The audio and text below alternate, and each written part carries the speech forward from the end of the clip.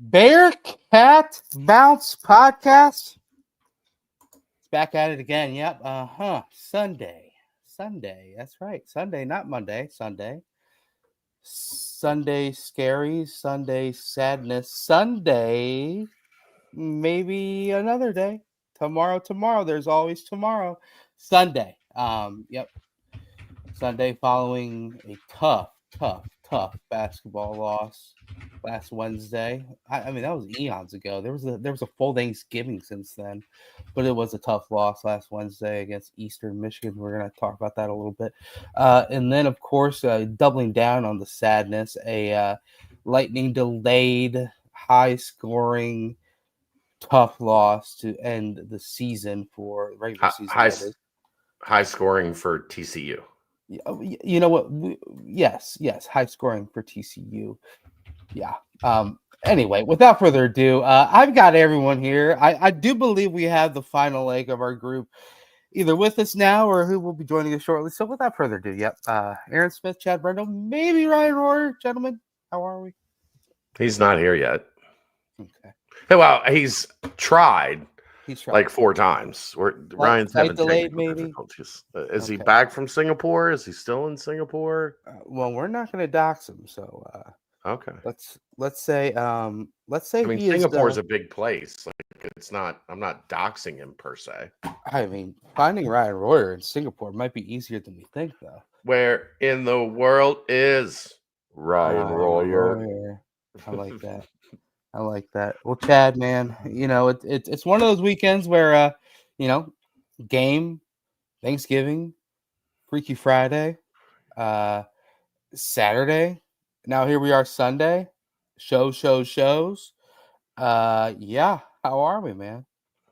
I'm tired. It's been it's been dating back to the start of basketball season. It has been a grind. Yeah, to get through crossover season, but here we are, and we're kind of on the other side. We'll have a bowl game to discuss at some point after we'll find out a week from today. So next week we will have a better idea of things on this show. But yeah, it's good. Did some shopping I didn't really want to do today, so that was. I'd much rather would have stayed home and taken a nap, but the girls wanted to go shopping. So Santa Claus shopping, or I didn't do a whole lot. I actually just bought a couple things for myself. Santa Claus. Yeah. Since Kelly left us, I don't get a whole lot in the way of Christmas presents. So I've got a Christmas present myself. Yes, I like that.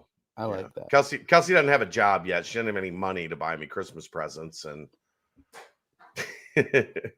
well, that's why there's Santa. Santa will still bring you gifts for all you people out there with kids. Santa Claus, make sure you're doing the right thing. Santa's always watching. Chad, that goes for you as well.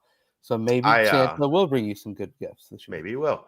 I made myself a little double smash burger tonight. Oh, baby, that was pretty delicious. I enjoyed. Is there any way to go other than double for a smash burger, though? I mean, it depends. Yeah, for a smash burger, if you're making it right, it's going to be a double. Right. So, Greg, what's up, brother? What are you putting on this smash burger? Oh, I just burger, cheese, mustard, ketchup, like straight fastball. Yep, that's what you got to do.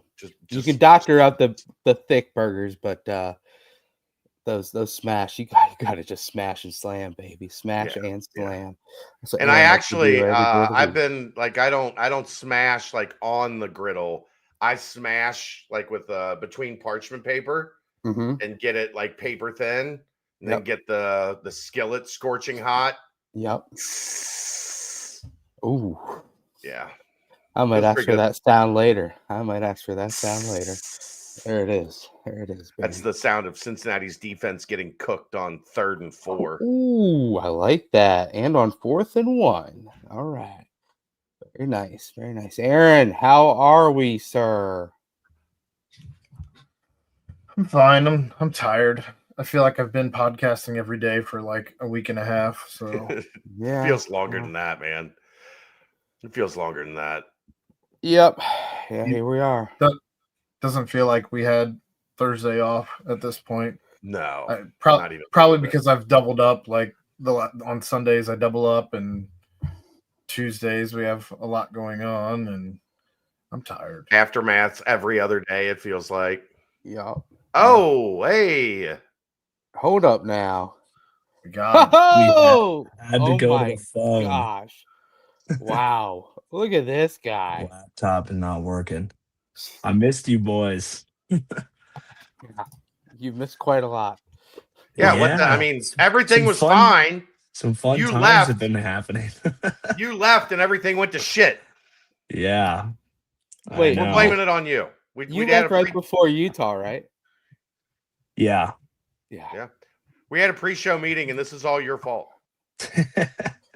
That is quite fair at this point. It's gone as bad as possible. So you got to blame somebody. And it's the guy with clearly the most control over the things in the athletic department and performance of the players and whatnot. So you guys can blame me. Oh, I like that.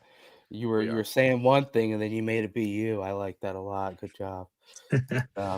Well, I mean, Aaron, yes, tired. I like it. But Ryan, are you tired still? Has the body adjusted? Are you fully back? I mean, how are we? Long time no see. Yeah, I'm slowly getting back to normal, but didn't help by the amount of drinking I just did over the holiday. That was not a smart idea to combine with jet lag. So, brother, I'm right there with you.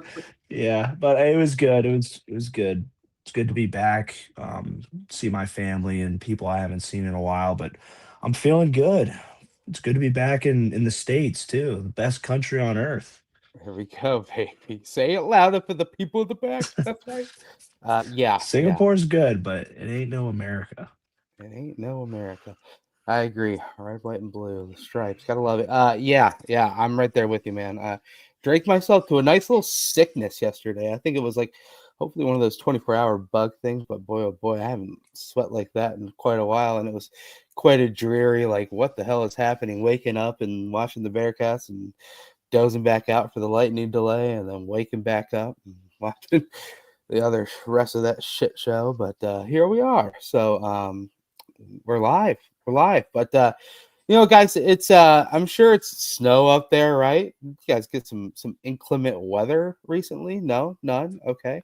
Maybe some to come. The best thing to do is get your car tuned up before that does hit so that you're ready when it does come. And when that happens, you got to head over to Danco Transmission Auto Care. He's going to get you hooked up. Danco Joe will probably need to sit you down and talk to you as well. We'll probably talk about how the offensive line was one of the bright spots of the regular season this year for the football team. He'll probably mention that, hey, I don't know. We got to see how it goes the rest of the way. It's only, 7 games in for the basketball team.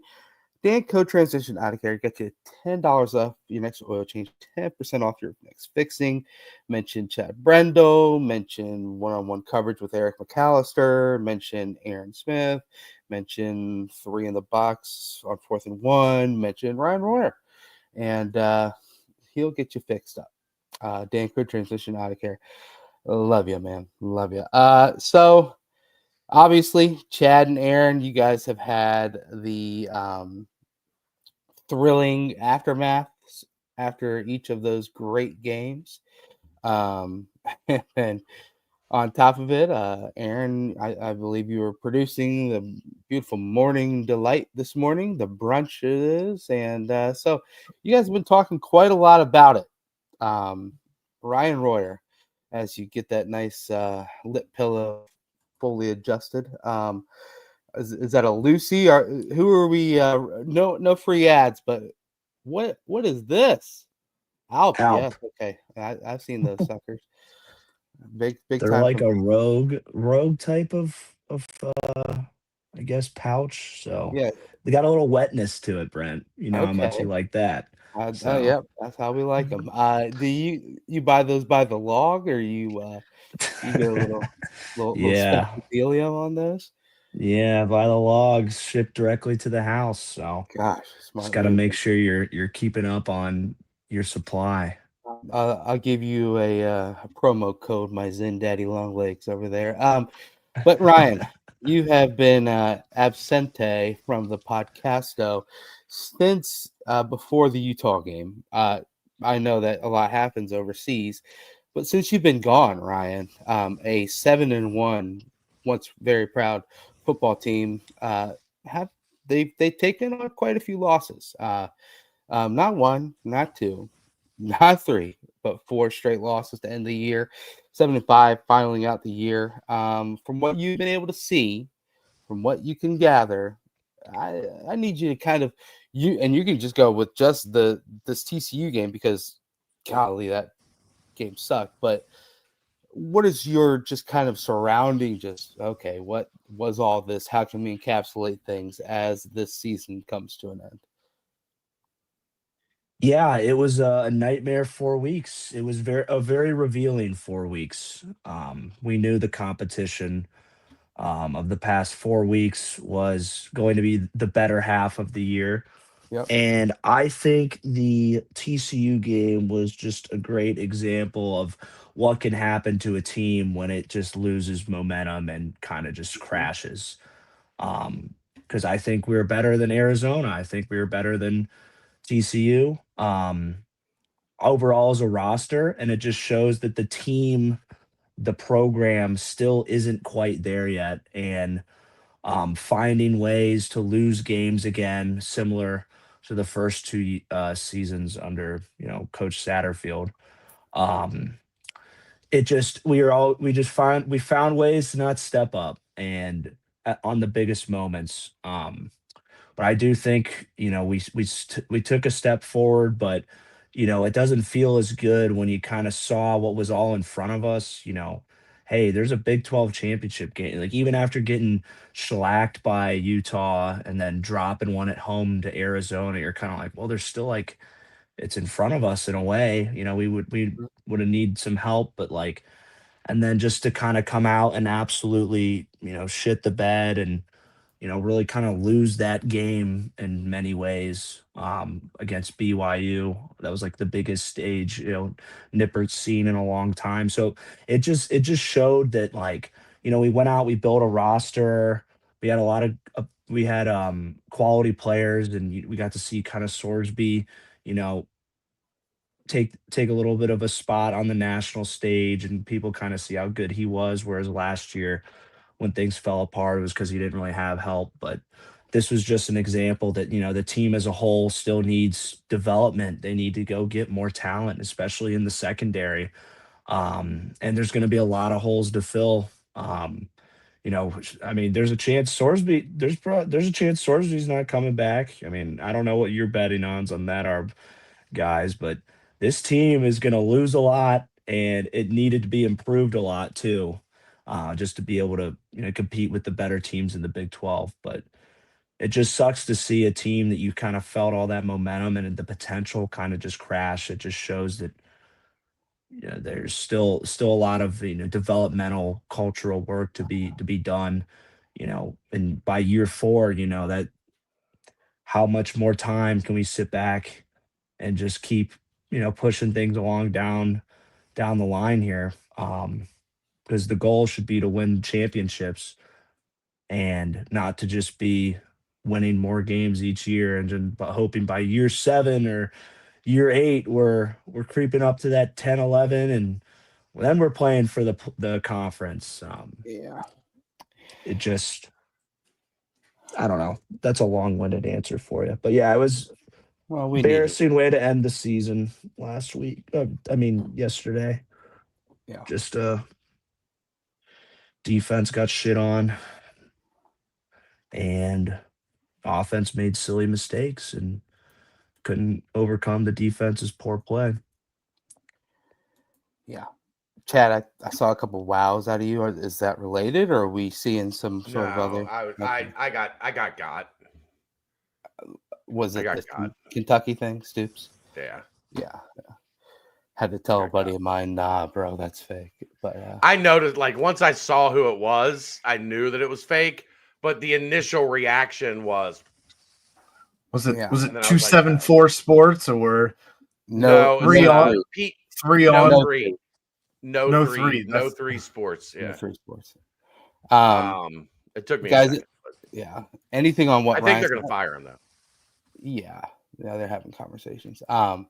Anything on what Ryan's saying, guys? It's obviously the sentiment that everyone's kind of feeling. I mean, I did a couple, quick research. 4 straight losses to end a year. Can you guys think of when there's been back-to-back seasons in Cincinnati Bearcats football history where there have been back-to-back 4 straight losses to end a regular season? I can't. I mean, you probably have to go back to Mentor. The November record is unbelievable. It is unbelievable. I think Well, this one's worse though. This is the 1-11. worst out of all 3 Yes. because we lost 4 games in a row with a higher 7-1. expectations and higher potential, better players. So like those 2 past home 2 games as yeah, well. those past 2 seasons, it was kind of like, well, we suck, and so Yeah. this is a rebuild, or man, we Yep. just don't have enough players. And then now it's like, oh, we just suck because we suck. Our program is behind, and we aren't good enough. Yeah. Well, how about this? This is how crazy it is, Ryan. I went all the way back to 1960, and it's only happened one time with back-to-back seasons ending with regular season losses 4 in a row. And I mean, this Cincinnati Bearcat football program is not like, oh my gosh, amazing football program. The history is spectacular. No, and that was 1989 and 1990. In those seasons, those teams finished 1-9-1 and 1-10 on the season, and they both finished with at least 4 straight losses in a row. And then there's only been one other season with a team that has lost 4 straight to end of the year or more. And can you guys guess which that one is? That was a little bit more recent. Tommy Tuberville's last year. Okay. Yeah. So The implosion. I know, right? So it's like, and sure, you can say a little different with Big 12 competition, this, that, and the other, but I mean, you probably would have picked Cincinnati to win that Arizona game. Sure, Arizona ended up having a pretty damn good year. BYU, you're right there as well. I don't know. It's just one of those scenarios where it is a tough close to the year, and now, of course, the fan base is all fired up, and keyword fired up, and they aren't happy. I mean, Chad and Aaron, you guys cover the team as heavily as anyone else in the entire world does. I mean, it's tough to really look at things and be like, okay, what's the true feel on things as this regular season comes to an end? Because like Ryan said, it sucks. It's a rough way to go, wind out of the sails type thing, because next year is going to be It's gonna be tough harder. with the amount of Well, potential roster turnover and whatnot. to further Ryan's point, like it felt like this was a 3-year plan. Yeah. This was the culmination of a 3-year plan where you actually had legit NFL talent, top 100 type NFL talent at the top of your roster. You had the quarterback. You had the start to the year that you need once you get to November. Like you're ranked, you're in the national conversation, and then everything fell apart. And It didn't fall enough. It didn't fall enough. We put ourselves in a spot where it couldn't have fallen off hard enough that like we're kind of like in a limbo gray area right now. kind of, yeah. Because it's like, Well, Scott showed signs of growth, so like he's not gonna get like canned during the year when you just lose your last 4 games or whatnot. But it's like, what did we see this year that's gonna make us feel that they're gonna be playing game number 11 and 12 to go to the championship game? I mean, the hard part is there is a lot of like misery around the program. And it was a program that was alive for a berth in the conference championship game, the second to last game of the season. Like they played one game this year where they didn't have a chance to play for a conference championship. One. Yeah. So some of this, and people get really mad when I mention fan base. Some of this is we're really at a point where the team is in the conference championship race all the way to almost December. And now everybody's canceling tickets and wants the coach fired and the AD fired. And like, there's going to be have to be a thicker skin developed going forward, because that is ultimately, it's not the pinnacle of success, but you did not have a terrible season. Did you fall short of expectations? Yes. Did you put yourself in a position where people feel a lot worse about it than if you lost one game in October and 2 games in November instead of the way it played out, losing down the stretch, where you can pick some momentum up? And like the thing that has everybody upset is that they've not been, it has not felt like, especially the last 2 years, when the ball started rolling the wrong way down the hill, nobody could stop it. Nobody could, look, like Utah, I think we would all agree. Utah was a far superior team. They kicked Cincinnati's ass 6 ways from Sunday that game. Like, that happens. But it almost, I was thinking about this yesterday and today. It almost felt like some of like the like what we talked about with basketball last year. Where was that like back against the wall mentality? That like, caged animal that like, okay, we're going to get this thing turned around. Like, enough. We've lost a couple games. Things didn't go our way. So that's like, there's a great disconnect right now, I think, between the administration and the fan base. And until that gets fixed, like, there's going to be a lot more of this, because I don't think the administration understands the fan base. I don't think the fan base understands the administration. And if that's the case, it's very hard to move forward with anything. And you're going to have people that are going to be quick to jump. That like, I don't trust the hires that are being made. I don't trust the decisions that are being made. Then the administration, I've seen it on the board called gaslighting. I don't think it's gaslighting per se, but the administration has a different view than the fan base does, and there just becomes a disconnect. So as soon as there's a little adversity, it feels like you can never get it back on the tracks. Like, you get derailed and you're just like, instead of finding a way to re-navigate yourself, now you're just rumbling through the wilderness, like aimless. And, I get it from the fan base. I get it. Like, money is tight. Entertainment dollars are tight. It's a town with a lot of entertainment options. This is not a college town where everybody is fully vested, die hard, 1,000 miles an hour invested into the program at all times. The program's got to win to garner that support. And if it has the last month that we saw, people are going to get pissed. People are going to be upset. So the administration needs to do a better job of communicating, of marketing, of selling the program, because I think there's a feel that like this thing's going to sell itself. That ain't always the case. No. What do you think they're selling to the fans? Do you think they're selling, steady progress is okay? Or do you think the message that they're trying to send is, we are a conference championship athletic department?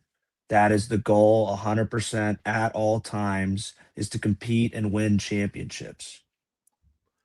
That's as being an alum, being a big fan, that's the standard that Sure. I want and I expect Um, But okay, it's fine to expect that, but it's also yeah, okay to have perspective that you're not just going to walk into a conference where for the first 3 years you're getting half to a third of the payout of all the other teams in a situation that is absolutely a money game right now. You don't have the ability to pay at the highest level in the conference. You don't have the ability to buy players at the highest level of any conference in the conference. Like, you're working from behind. So while we all have seen and expect UC to produce a product that does more with less, because that's kind of always been the case here, there's going to be some growing that needs just necessary needs to take place before they get to that point, Ryan. I yep, think what I agree with happens you. is, I think what happens is though, they get to that point where they're 7-1, they're 5-0 in the conference. Like, the path is there. Everybody readjusts their expectations, and that's okay. But then you play a much better team in Utah, and then you play two teams that I think, I don't know what you thought, Ryan, how much you got to watch, Arizona and BYU. I did not see a great talent discrepancy. No, Would I I give was the edge shocked. to Go, Arizona and BYU? Yeah. But it wasn't like what we saw the first year where it was like yeah, the other team's here and Cincinnati's down here. yeah. I was shocked that BYU was able to beat Utah. I mean, that's It what was kind of at happened. BYU. It's a Yeah, rivalry game. it's like, sometimes you just roll the helmets out there and crazy shit happens and teams have Yeah. their day, and that's kind of what happened with Utah. Like, yeah, Utah looked talent wise a lot better, but I didn't think get we were going to get beat by 30 points there. I mean, we knew we were rolling into a a tough environment, but I wasn't expecting a 30-point schlacking like that, and I wasn't expecting us to lose to Arizona. So, but Arizona, like you said, Arizona just went over and beat Arizona State, who is by far and large the best Texas Tech team, the only team I think in the conference that can compete to win a round one game Yeah. in um the playoff, and I think that's still going to be a tall task for them. But that's my point. Like I don't my expectation for Cincinnati is not to be like winning the conference championship and like winning a round one game in the It's playoff. competing for it. Yeah, yeah, because like obviously you watch like the top 12 teams in the country, and like Cincinnati like is not there, um, in terms of resources, NIL, and just talent, and that makes sense. That's kind of how you get those things and how you get to be in those conversations. But like you said, it just seems like it's the both same thing with basketball, like you said, Chad. It's like the team, like it'll find a way to get you to believe, and then it'll say, "Why the hell would you even think about believing in this?" And this is our true colors. We're not a competitor for the top spot in the conference. We're kind of like a that we can sit back and dive deeper into like the teams we played at the beginning of the year. Okay, Kansas isn't a great team. And that was the first time I was like, oh, wow, we look a lot better this year. All right, we were playing a bad team, find a Right. way to win against a bad team, beat the shit out of Iowa State. Like, oh my God, like, yeah, we might be back. And it's like, well, you know, they didn't have a lot of their starters in the secondary, but we also like ran the shit out of the ball on their tough defense. So it's kind of like this weird, like back and forth. And then you go play 4 games in a row against the highest quality opponents of all year. And it's like you're close against Arizona, a game you should have won, and then you take arguably 16 points off the board against BYU, who's playing in the conference championship game, and then you just don't really show up and get your ass beat to close out the year. So I always think the proof is in the pudding. If you lose 4 games in a row against good teams, I mean, there's obviously a problem. There's some sort of like there's some sort of a cultural problem on the team that they weren't able to kind of figure out a way to win those games. Not in like there's bad guys not playing hard, or like not like getting along and stuff, like, or like the coaches don't understand. It's just being able to kind of, like you said, Chad, back against the wall, figure things out, and you know not miss 3 kicks in a row at the biggest game of the year at home, or Yeah. not have mental errors in the secondary and get beat deep and have guys wide open in the end zone, stuff like that. How much does real quick, we'll get to what D Smith's saying, but Ryan, how much of it is at that point of the year that the tape, if you will, is out? Because you saw like these teams were obviously scheming up against our defense and seeing what they were able to do, and for the most part, they were able to stymie the offense. Sorsby still put up great numbers against BYU and great numbers this past week against TCU, but it kind of seemed like, okay, as these final 4 games, the defense itself was just completely exposed. Yeah, I think it's a lack of size, athleticism, and overall talent. I think you kind of saw. I mean, the defense was never. It was kind of like a hey, let's just survive type of defense. Yeah, It wasn't a havoc creating, take it to the offense, dictate the flow of the game on that side of the ball, create turnovers. It was kind of like their whole mentality was like, bend don't break. You're So it's never going like, to win. yeah, you're never going to go win a game because of your right. defense with that type of mentality. It's banking on the offense, but like you say, the year goes on. If they're not going to, teams are going to figure out the offense. It's going to keep making things more difficult for Satterfield and Sorsby and the receivers to get open.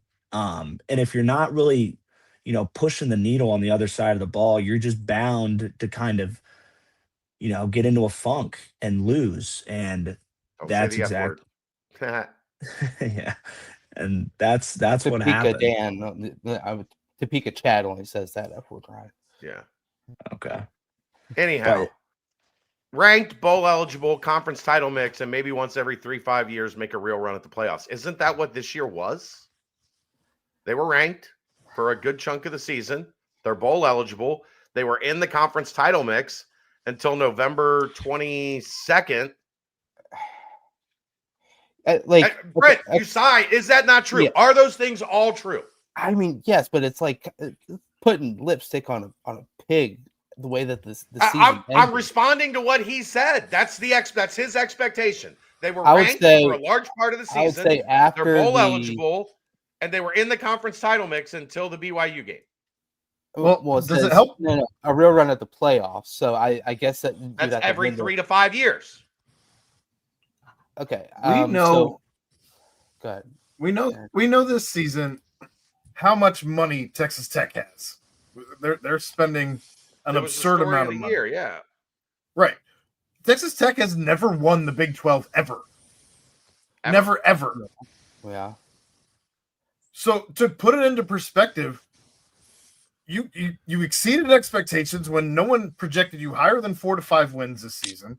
You ended at 7. You shit the bed in the second half of the season again, and that deserves to be criticized. Sure. But I'm answering what he said. The conclusion of the season, not before Halloween. They were in the conference title picture until November 22nd. True or false? Yes. Needed some miracles to happen, but yes. If they beat BYU, you create a logjam of 2 lost teams. Right. That you're going to get a tiebreaker. Win the tiebreaker against, yes. The BYU win would have changed tiebreaker scenarios, Brent. You would have had a win over a team at the top of the conference. I know, but I think what it is, it doesn't even matter now. But yeah, I think that there would have been pretty much no way, unless BYU then lost to UCF type scenario, then for us to leap over. But anyway, there was a path. They played that game with a chance to play themselves into the title picture. Right. Yeah. No, definitely. And that's what happens when you start the season out 7-1. That you put yourself in these scenarios, and I do think that we kind of did move the goalpost to keep it kind of football punny, but move the goalpost after that started to the season where people change expectations. How many times elevate? Yeah. Right. How many times in the mailbag where they're like, okay, if you take this season, what do you think the final win total is? And I think some of us went as far as saying 10 wins. and like making it like kind of and it was not that far fetched to say at that point. It was because things were humming and the defense was doing the whole bend but don't break thing, and I I don't know. And obviously we'll go a lot more bigger picture and stuff as the shows wear on, because there will be a bowl game coming up, so we're gonna have to continue to talk about the team up to that point as well. But I mean, it did just really seem like we talk about how important the quarterback position is in football, in college football, and I think it is still the premier top important position. But golly, I think maybe a bona fide edge rusher might be 1B to 1A. Just someone that can just disrupt things defensively, because we had just nothing to give all year. But the problem, and I think Ryan would agree with this, you cannot play 12 games of defense and never play with any aggression. Yeah. They That's never played with any aggression. Like, okay, you don't have a bona fide NFL pass rusher. Right. Well, then you got to blitz scheme some. we use. You got to take scheme some we chances. use, we have to have that bona fide NFL pass rusher. Not necessarily. Who answer me this? Who's the last bona fide like NFL pass rusher from Iowa State? They don't get after the quarterback. No. I'm saying with the way we played this season. You can't win with the way we played defense this season. I it doesn't matter if you had Reggie White on your team. I think it would change things up a little bit, but I don't. Because you're playing passive. You're playing but the 5 yards off receivers on 3rd and 4. Yeah. And allowing teams to control. Like, how much difference does time of possession? We talk about time of possession all the time, right? Like, it's strictly the offense's fault. Yeah, we're terrible at this team had I've never seen a team have so many 3rd downs. And we talked about they had more 4th down attempts against them than anybody in the country. Yeah. Why? Because teams had no fear of 3rd down. They had no fear of 4th down against this defense. If it's 3rd and 4, we are more than confident we're going to get 4. And if not, we'll get 2, and then we'll get 2 on 4th down, and we'll move the chains. Like, this defense struck fear in absolutely nobody. They couldn't sack the quarterback. They couldn't get pressure. They couldn't turn you over. They didn't play the ball in the air. Like, there was nothing that this defense did with any level of aggression. Yeah. And real quick, Ryan, before we get your thought on that, just the stat man over here. They did finish 69th, very nice in the country in points per game allowed, 24.8 points per game. I mean, that does include the goose egg that they allowed to Northwestern State. Aaron, do you still remember Northwestern State's mascot? No. Okay, we'll come back to you. The Demons? My man. Oh, wow. Come on, man. Singapore and ready. They were 100th in the country in rushing yards allowed per game. That's out of 136 teams. 90th in passing yards, 229.8. 101st in total yards per game. Dead last in time of possession by more than a minute. Like once you get up, like USF is second to last, and then like everyone's right there within a minute, every single way, all the way the rest of the way, and they are dead last by more than a minute, and dead last again with only 2 interceptions on the entire season. Boy, oh boy. I mean, come on. Something's got to give, Ryan. Fill us in. I think it's personnel. I mean, you mentioned, like, you said quarterbacks 1A, pass rusher 1B. I think we need to go get a lockdown corner and well, Dante is going to be gone, so we're going to need to have someone on the edge or someone in the middle that's going to be able to create havoc in some way. I think the corner might be even more impactful, because if you can take away, a third of the field and you still want to run that 3-5 look, you're going to have 4 guys in pass coverage that's going to be able to shift over away from that guy as well. And that also, the more coverage equals more time to rush the passer, more time the quarterback has to make a decision, and we can throw different looks at him. But no, I think it just came down to it all there has to be a reason why we chose to play the way we did, why there was a lack of aggression. I think it stems from fear. I think we can't blitz because our personnel and coverage is not good enough. And that's why you saw a lot of soft soft coverage, the fear of getting beat, the fear of being in one-on-one situations. I think if you look at some of those games even earlier in the year whenever our guys were on an island on the edges and they teams had even with decent receivers, no, but not like world beaters, they had pretty easy success at just running basic one-on-one, sit routes, Yeah. comebacks, glance routes, just stuff that was it was just a true test to like, all right, one-on-one, you know not that long, not that much like uh not a long route concept, and they're able to get open on kind of like one or two cuts. And I think that just speaks to why we called a lot of the calls that we did throughout the season to protect.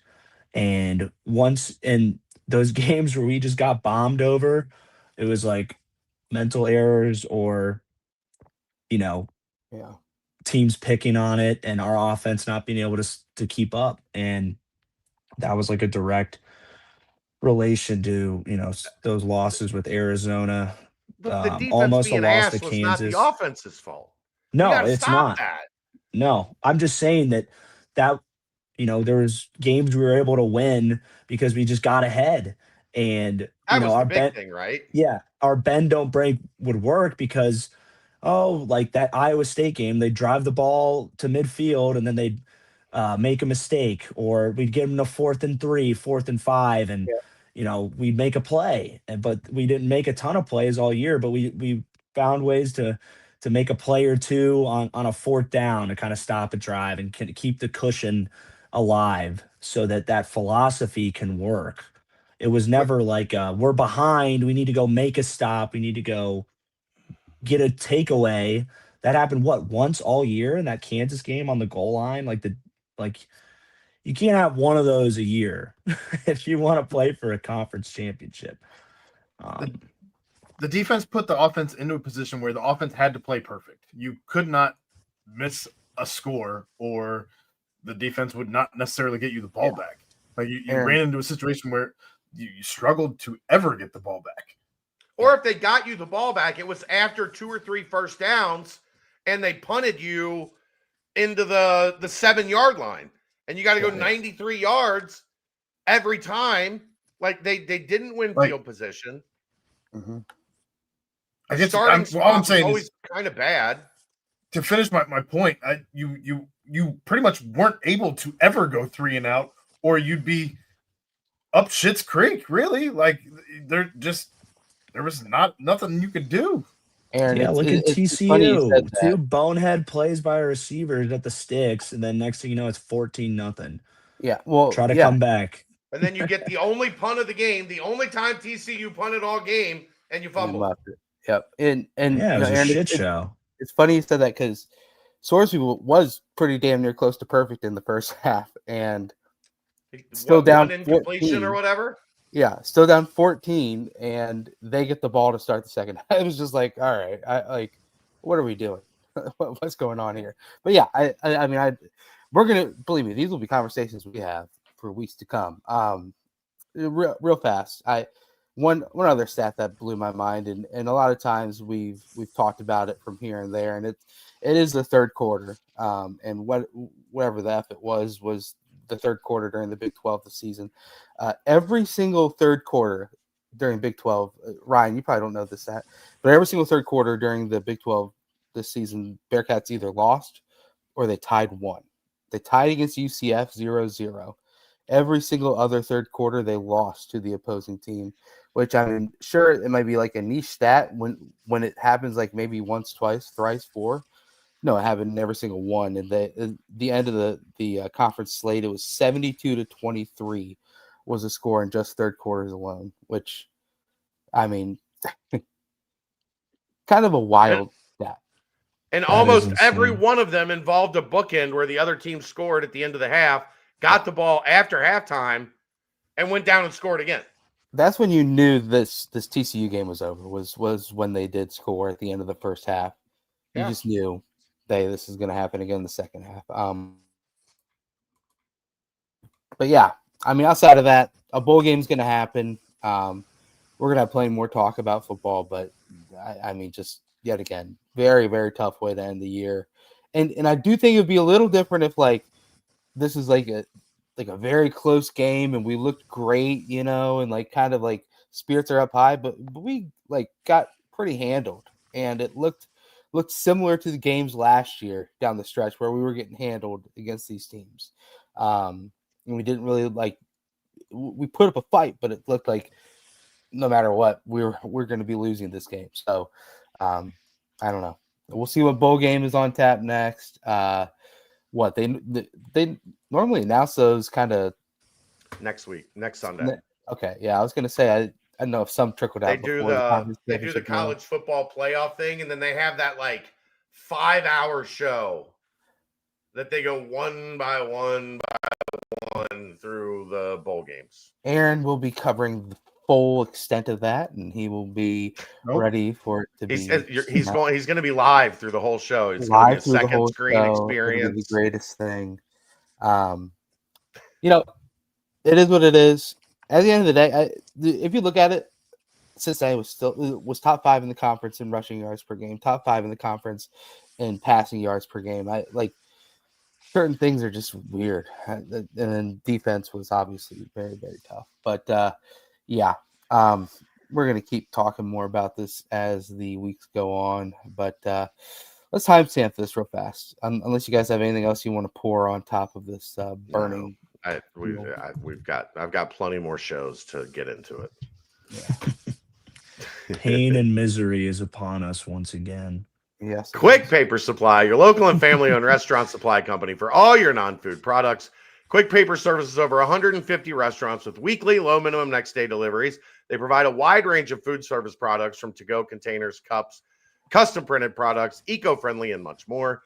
They also have cleaning and restroom supplies for all your janitorial needs. Call Nick 513-470-2029 and reference Bearcats for 20% off your first month of purchases. Ryan, did you spend that whole month getting together questions for Riffing with Royer? Is that why you wanted extra time off? Yeah, how did you know, man? Intently about it. By the way, I wanted to throw this out there real quick. Ryan, have you looked at the schedule for next year? Football schedule? Yeah. I have not, no. The non-conference is Boston College at Nippert. No word if that game has been moved yet. I kid. Western Carolina is the FCS opponent, and then Miami back on the schedule at Paul Brown Stadium on Saturday, September 19th.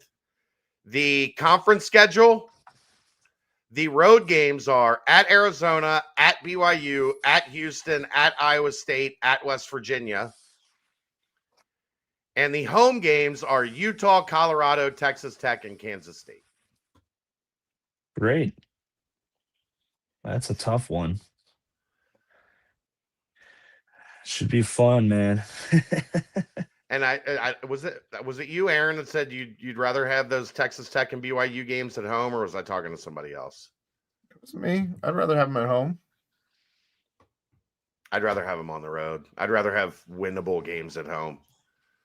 I have zero confidence they're going to beat either of those teams at home. Do you? At some point, they're at BYU. You said? Yeah. It's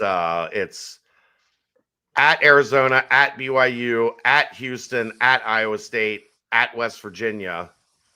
None of those. I mean, maybe West Virginia, but they look like they were starting to turn things around at the end of the year. None of those are easy. And then the home games are Utah, Colorado, Texas Tech, and Kansas State.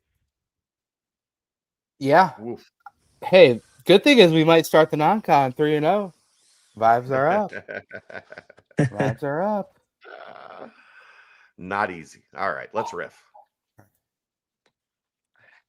All right, gentlemen, what would you give a final grade to your Bearcats football season? C plus, Yeah, C plus, yeah, I'm right there. C. Average, Mid. mid. Yeah. Yeah, because what? So the funny thing is, the betting line was fucking 6.5, and if you had that, you hit it and on And then they didn't win before again. Halloween, then they just never won again. Uh, Insane. But yeah, I mean, obviously, if you would have just won 8 games, I think you can go like a B minus, depending on yeah. who that. If you're gonna But, beat Arizona or TCU and gotten to 8, yeah, I think the conversation's entirely different. it We it is talked about funny. that. Yeah, it is funny. Pardon the punctuation, aka Ed. He Yeah. asked if the vibes would be different if they beat Nebraska at the beginning of the year and then this tumble happened. Still, I don't think so. I think like it's recency bias to a T. And I think Although you would have had 8. you would have had 8, but I think there would still be that huge contingent that's still like, nope. They roll down a hill once the clock turns November. So I'd say yeah, C is good. Because coming into the season, best roster we've ever had, best continuity, best culture, best everything, and sure it's only year 3, and it did turn out to be the best because they had more wins than the other 2 years. Wasn't too hard to do that though, but I mean, if this is your best after who you're losing, I don't know, but yeah, C. Ryan, what are you giving? Uh, I'm in between C and C plus. Um, a step. You're passing technically. You Yeah, got better, You're but not getting any honors. There's no no, honors with a C, C or C there's plus. no excelling here. You're skating by right now. And the classes are getting harder next year. You're stepping into a new year of harder coursework, and your materials and your resources seem to be dropping off as well. yeah. So we'll see how they try to fight for honor roll next year. It's not looking too optimistic, but that's why we have Chad to brighten our spirits up with optimism. Better Yeah. do your damn homework and get in there for the extra hours. Yeah. See, I'm seeing people say C minus, C minus. Yeah, That's just throwing out all of the good. It's it's like ignoring any of the good. right. I No. mean, I get it. and You're mad. Okay, I get it. the That's whole not thing how is papers are graded, though. like all the wins came against what one team finished with a winning record that they beat. That was a win. You beat the teams that are on your schedule. I agree, but they didn't beat the teams that were halfway that were good that were on their schedule. So Yeah. I get the C minus parts as well. So I also wonder, if we beat BYU, I'd like to say that this TCU game wouldn't have went the way it went, but yeah, I'm like not, it didn't really feel like there was a lot to play for there. I don't think the guys like really showed that. Um, but you never know. If you win and you're in, I would like to think they would have found a way to win that game. yeah, But it might just kind of be another alarming fact that it's still kind of like you still find a way to lose. But yeah. It's anyway, so like you Chad all, and Aaron said, like they were like you could tell like the players were a little pissed off and kind of out of it during the press conference, like frustrated. I mean, yeah, Sorsby definitely looked like he was just like PO'd, and I think that's valid. I think anyone would be pretty pissed off with 4 losses to end the year. So Yeah, that's yeah. okay. Years in a row. That's I wonder how fine. that's gonna grow through the off season. How angry and how he directs his feelings towards his future. We'll see. yeah, I mean TCU had not scored more than 20 points or 23 points in their last 4 weeks leading up to this game, and then they just onslaught. I think it's just like, all right, whatever. Come Yeah, on, we chill out, made it Brett. easy for him. Yep. What would you guys attribute to our like lack of adjustment ability in game? Brent, you kind of you brought it up with like our third quarter, coming out of halftime, it's a chess match and we always seem to like start out great opening moves and kind of carry that through the second quarter, but then that second half, it just seemed that teams were able to make adjustments on us and we weren't able to make adjustments towards them and alter our game to, find new ways of success. What do you guys attribute that to, if there's anything? Seems like a massive, big picture question. Like, because I mean, like, Like, do you is it think it's person just the players, like, right? Like, is it like or personnel coach? then that all of a sudden, like the coaching schematics in the first half are now when the second half where it's about like the Joes and the Yeah. whatever they say going up against each other. I don't know. Definitely definitely was a question that a lot of people were trying to figure out the answer to, including the coaching staff and the players themselves. So I think it's a I little. Go I ahead, Aaron. attribute it to the lack of aggression. We talked about it last night. And the more I think about it, the more upset I am that it didn't ever feel like we schemed anything. Like especially in the second half of the season, it didn't look like you.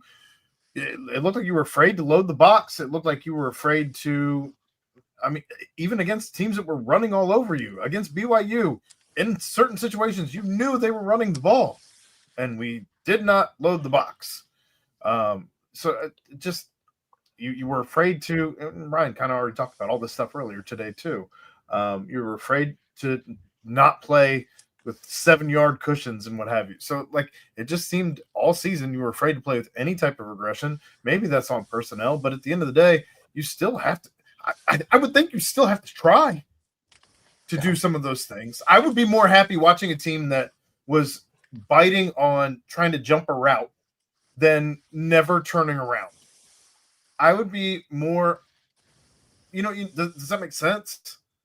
Like yeah, just Yeah. trying to do some different things to try and be aggressive, try and get turnovers, try and stop the team instead of it's 3rd and 4. We're going to play 7-8 yards back and allow them to turn around right at the sticks and get a first down. And if they don't do it on 3rd down, they'll do it on 4th down because you're still going to give them that same cushion on 4th and 2. yeah. Well, and it kind of goes back to what Ryan was saying too, Aaron. It's like then does Vite not trust like the cornerbacks? He one was a converted safety, and then the other was McDoom, who was a good Porter lad, but he was playing in the Sun Belt last year. And then behind them is Ormani Arnold, who's pretty undersized, was playing FCS 2 years ago, and then all the rest are players that have never played a snap of Division I football. So is it like the lack of trust adjust the scheme, or I don't know. I agree. Aggression was extremely down, but I also think it's important, I think, to point out, and this goes right along with the aggression thing, is Culver. God, stop. I know you're mad. Spamming the chat with insults isn't helping anybody. Jesus. A lot of those early games, Brent, those first 5 games in the league that they won, they went into halftime with a lead and then came out passive. Like right, okay, right. we're gonna play keep away. We don't think they can catch us, so we're not gonna keep our foot on the gas Mm-hmm.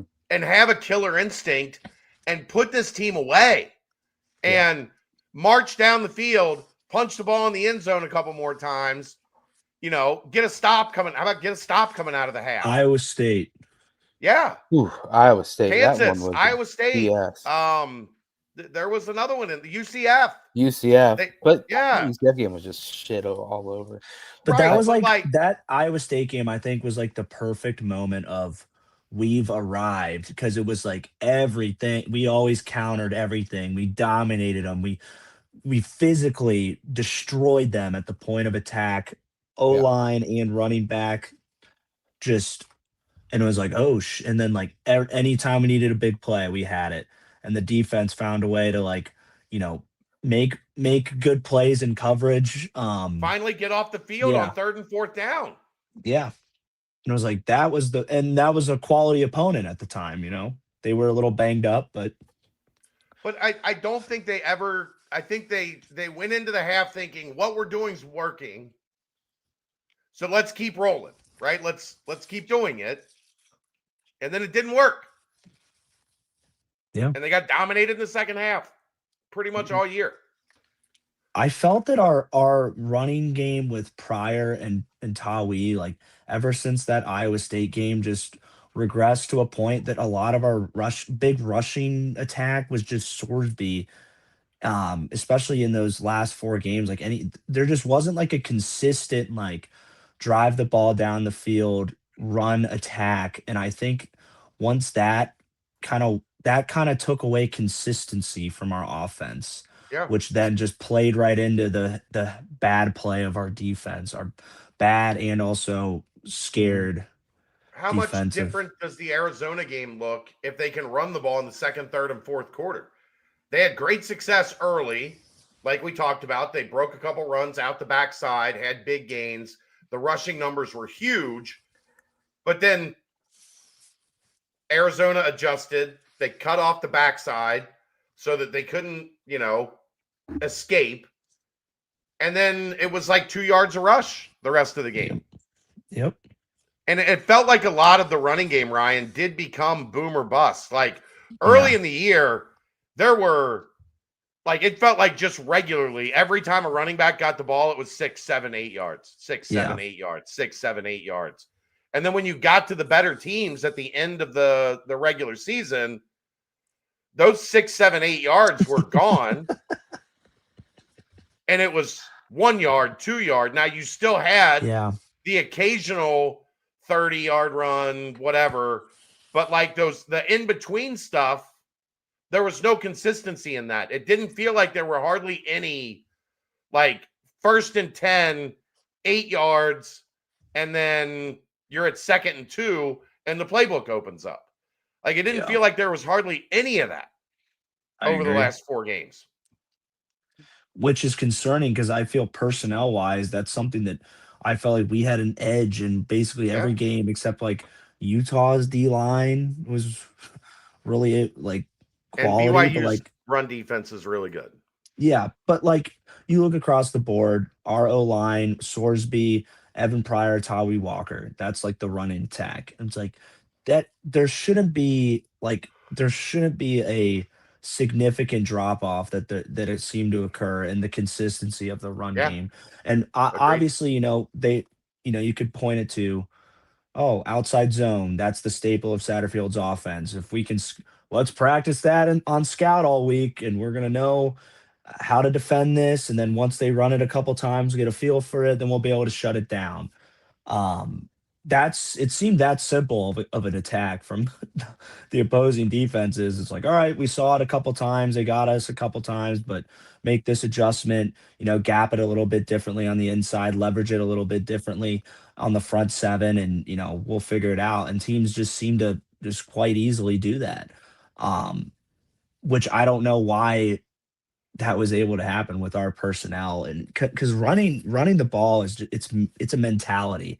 Unless the team is just sending like nine guys, which teams weren't doing, like you still have numbers to even you know be able to get the ball downhill and be able to get good rushes. And then if you want, then that's when you throw in the wrinkle with Sorsby's read option type stuff. And just seeing how all that kind of just fell away, it was concerning.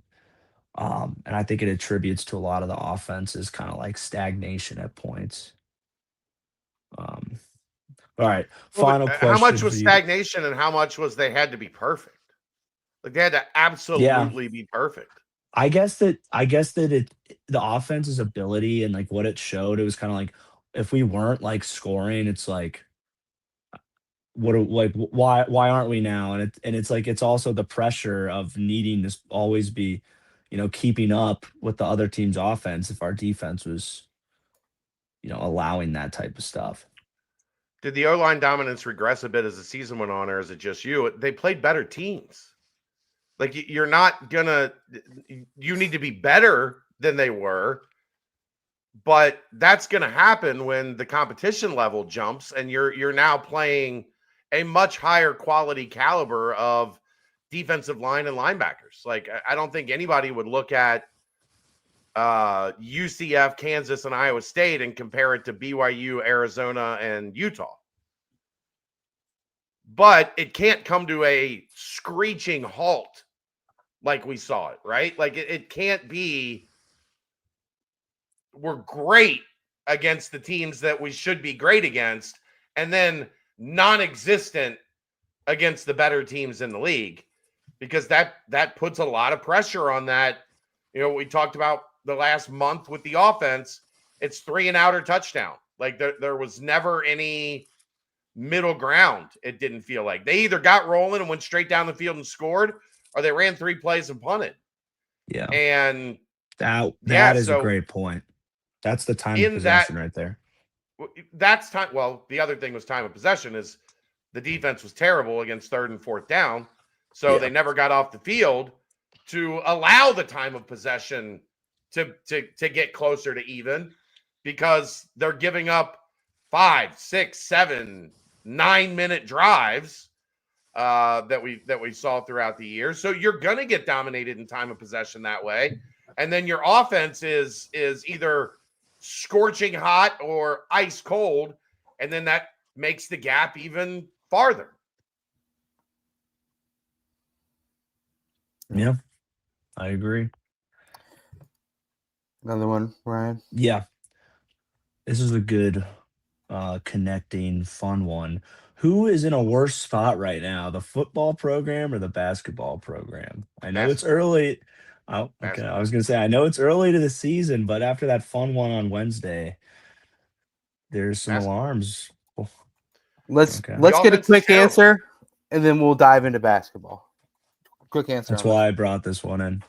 It's basketball. The offense right now is terrible, and until that gets fixed, I don't know how they get themselves to a level of consistency that is going to produce enough wins to get in the NCAA tournament. Yeah, we haven't been there since 2019. For those who are still counting, Aaron, what are you saying? It's hoops, without question. It's hoops. You losing to a school who hasn't beat a Power 4 team since 2014.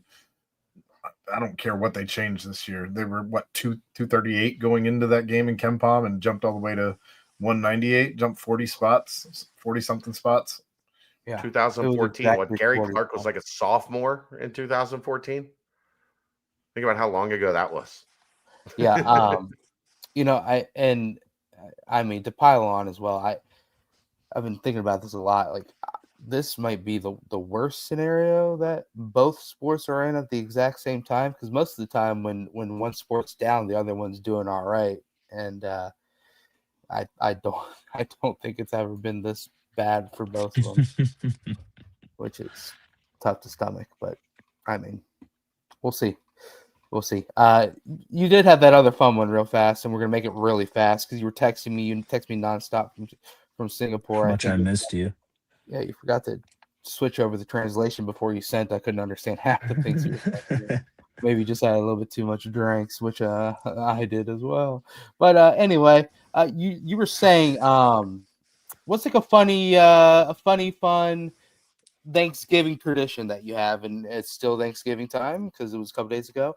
Funny Thanksgiving thing that you have traditionally, or just something that is out of the ordinary. We'll pass it around real fast. We started a new tradition this year where we just threw the green bean casserole down the stairs.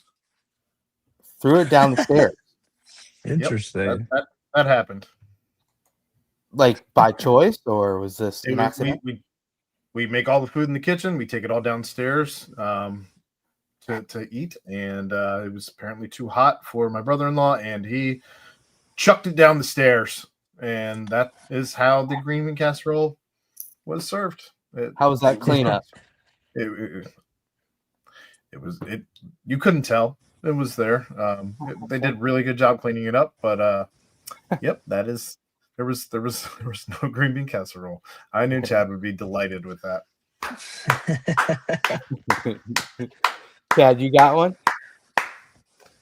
Repeat the question. All right, Ryan, you got one? We had a little euchre tournament this year. Nothing crazy, but it's something I was me looking and up my something. I'm cousins sorry. didn't do something. I like it. It's fun. Euchre. God, you'd be a hell of a euchre partner, man. I think you and I would run tables, baby. Oh yeah, all that non-verbal table talk we have. Oh, we'd have some spicy table talk. I like that. I absolutely like If we're talking about Thanksgiving, I had to come home because I had radio at noon the next day, so I had to come Well, home. and no, watch it's the just like a Bengals. tradition or something fun that you do. Not really. Nothing. Okay. We just hang out as a family and chat, and Okay. My I don't really. I've never really drank at the holidays. oh, Like Kelly always used to get loaded, so I would stay sober and drive. that's nice of you. So Okay. my Wow. family liked her more than me, so Okay. it Fair. was easier that way. Um, I would have a bourbon or two once I got home, but as far as like at the family function, I cooked and yeah. took care of a lot of the food stuff, and I would stay sober and drive home. Noble man you are. D Smith strip euchre. Hell yeah. Ryan and I in strip euchre. Pair us up against some lucky ladies. Let them see what happens. Pretty It's one funny. on one. It's one on one. It Don't is. lie. It is. I know. And then I say, "Ooh, is that a jack?" And as I slowly take off the top, Anyway, I'll never do that again.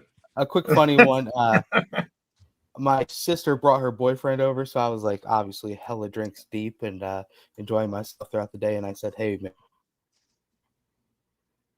a family What a tradition time that to we freeze. have is before the before dinner, we all go around the circle and you pick a name out of a hat, and whoever you draw, you have to walk up to them and you have to talk to them one-on-one and let them know, hey, this is what I'm thankful for about you, and then you end it by kissing them on the lips and then you walk away. And so I told him that, and he was like, okay, sounds good. And of course, we had an odd number of people, so I was like, oh, in Austin, I have to draw two names for you, and I drew the two names, and it was my mom and my dad. So I was like, Austin, I'm so sorry, you got to kiss my mom and my dad, and ended up saying joking, and but got him pretty heavy with that one. So that's fun. All right, that's Ripping with Royer. Great to have you back, Ryan. Missed you quite a lot. Let's go Great ahead. segue. That timestamp brought to you by Quick Paper Supply, your local and family-owned restaurant supply company for all your non-food products. They provide mostly disposable restaurant supplies: to-go containers, cups, pizza boxes, to-go bags, can liners, napkins. They've been open since 2009 and are one of the largest minority-owned companies in the city. Call Nick 513-470-2029 and reference Bearcats for 20% off your first month of purchases. Thank you, Chad. 64-56. That is final Lord have score mercy. of this beautiful Cincinnati Eastern Michigan game. Chad and Aaron did a nice breakdown of this on the aftermath following the game. So we don't need to really dive in too much on the game, other than offense was literal doo-doo, and it was not a fun watch. It was one of those where you're like, Eastern Michigan sucks. Cincinnati will eventually go on that run, come back and win, and then the game goes on. You're like, wait, when are they going to go on this run and come back and win? And then you're like, wait a minute, are they not going to go on that run and come back and win? Then you're like, oh wait, they're doing the run right now. Now they're going to come back and win. And then all of a sudden you said, nope, they did the run, but they did not come back and win. They lost to Eastern Michigan. Just a quick look at things as far as that goes. Dating back to 1999, worst home non-conference games according to KenPom. Mick lost to Wofford in his first season, 240. They were 249 in KenPom. He lost to Bowling Green in his second season. They were 204. Taking home the win for worst non-conference loss is in that 6th season for Mick. 251 Presbyterian. Yes, the loss to a church, but they went to the tournament the year before. Yeah, they lost to a church or religion, whichever way you want to say it. Went to the Sweet 16 that year. It's a little different. Brandon's worst loss came to 118 Colgate in his first season. West lost Fighting to toothpaste. yep, the Lost Fighting to a Toothpaste. religion, lost to a toothpaste. West in his first year also lost to a Mouth of Mon. Yes, that's right, Monmouth. 158 that year. And then, of course, there's this Eastern Michigan, same Eastern Michigan team that lost to Louisville 87-46. So They lost to UIndy, right? they lost to IUPUI, now called IU Indy, which is not a good loss. 90-83. They did scored 90. 90. Yeah, and we scored 56. What's that like? Hey, you know what? Eastern Michigan did just beat NJIT, who gave Cincinnati fits a little bit. Also part of the problem. Yep, 70-55. Whatever. But yeah, so taking a step back, obviously you guys discussed the game a little bit. Is it? I mean, not to make excuses, but they were without Baba Miller. I know that Aaron mentioned the multiple power forwards out, but I mean, Jalen Celestine looked terrible against NJIT. I know that it would have been good to have him in the game to at least have somebody, but I don't know. Like he missed 2.5, 3 months of the offseason. Yeah. And I mean, even in the Dayton and Louisville games, anytime he came out, he was putting that giant back wrap on. Like, I'm starting to think that might not be a dude you're going to be able to count on because of that injury. And if that's the case, like, you're starting to get really thin and there aren't a whole lot of answers. Yeah. So that back might be like the Cranberries and linger, you think, a little bit? That'd be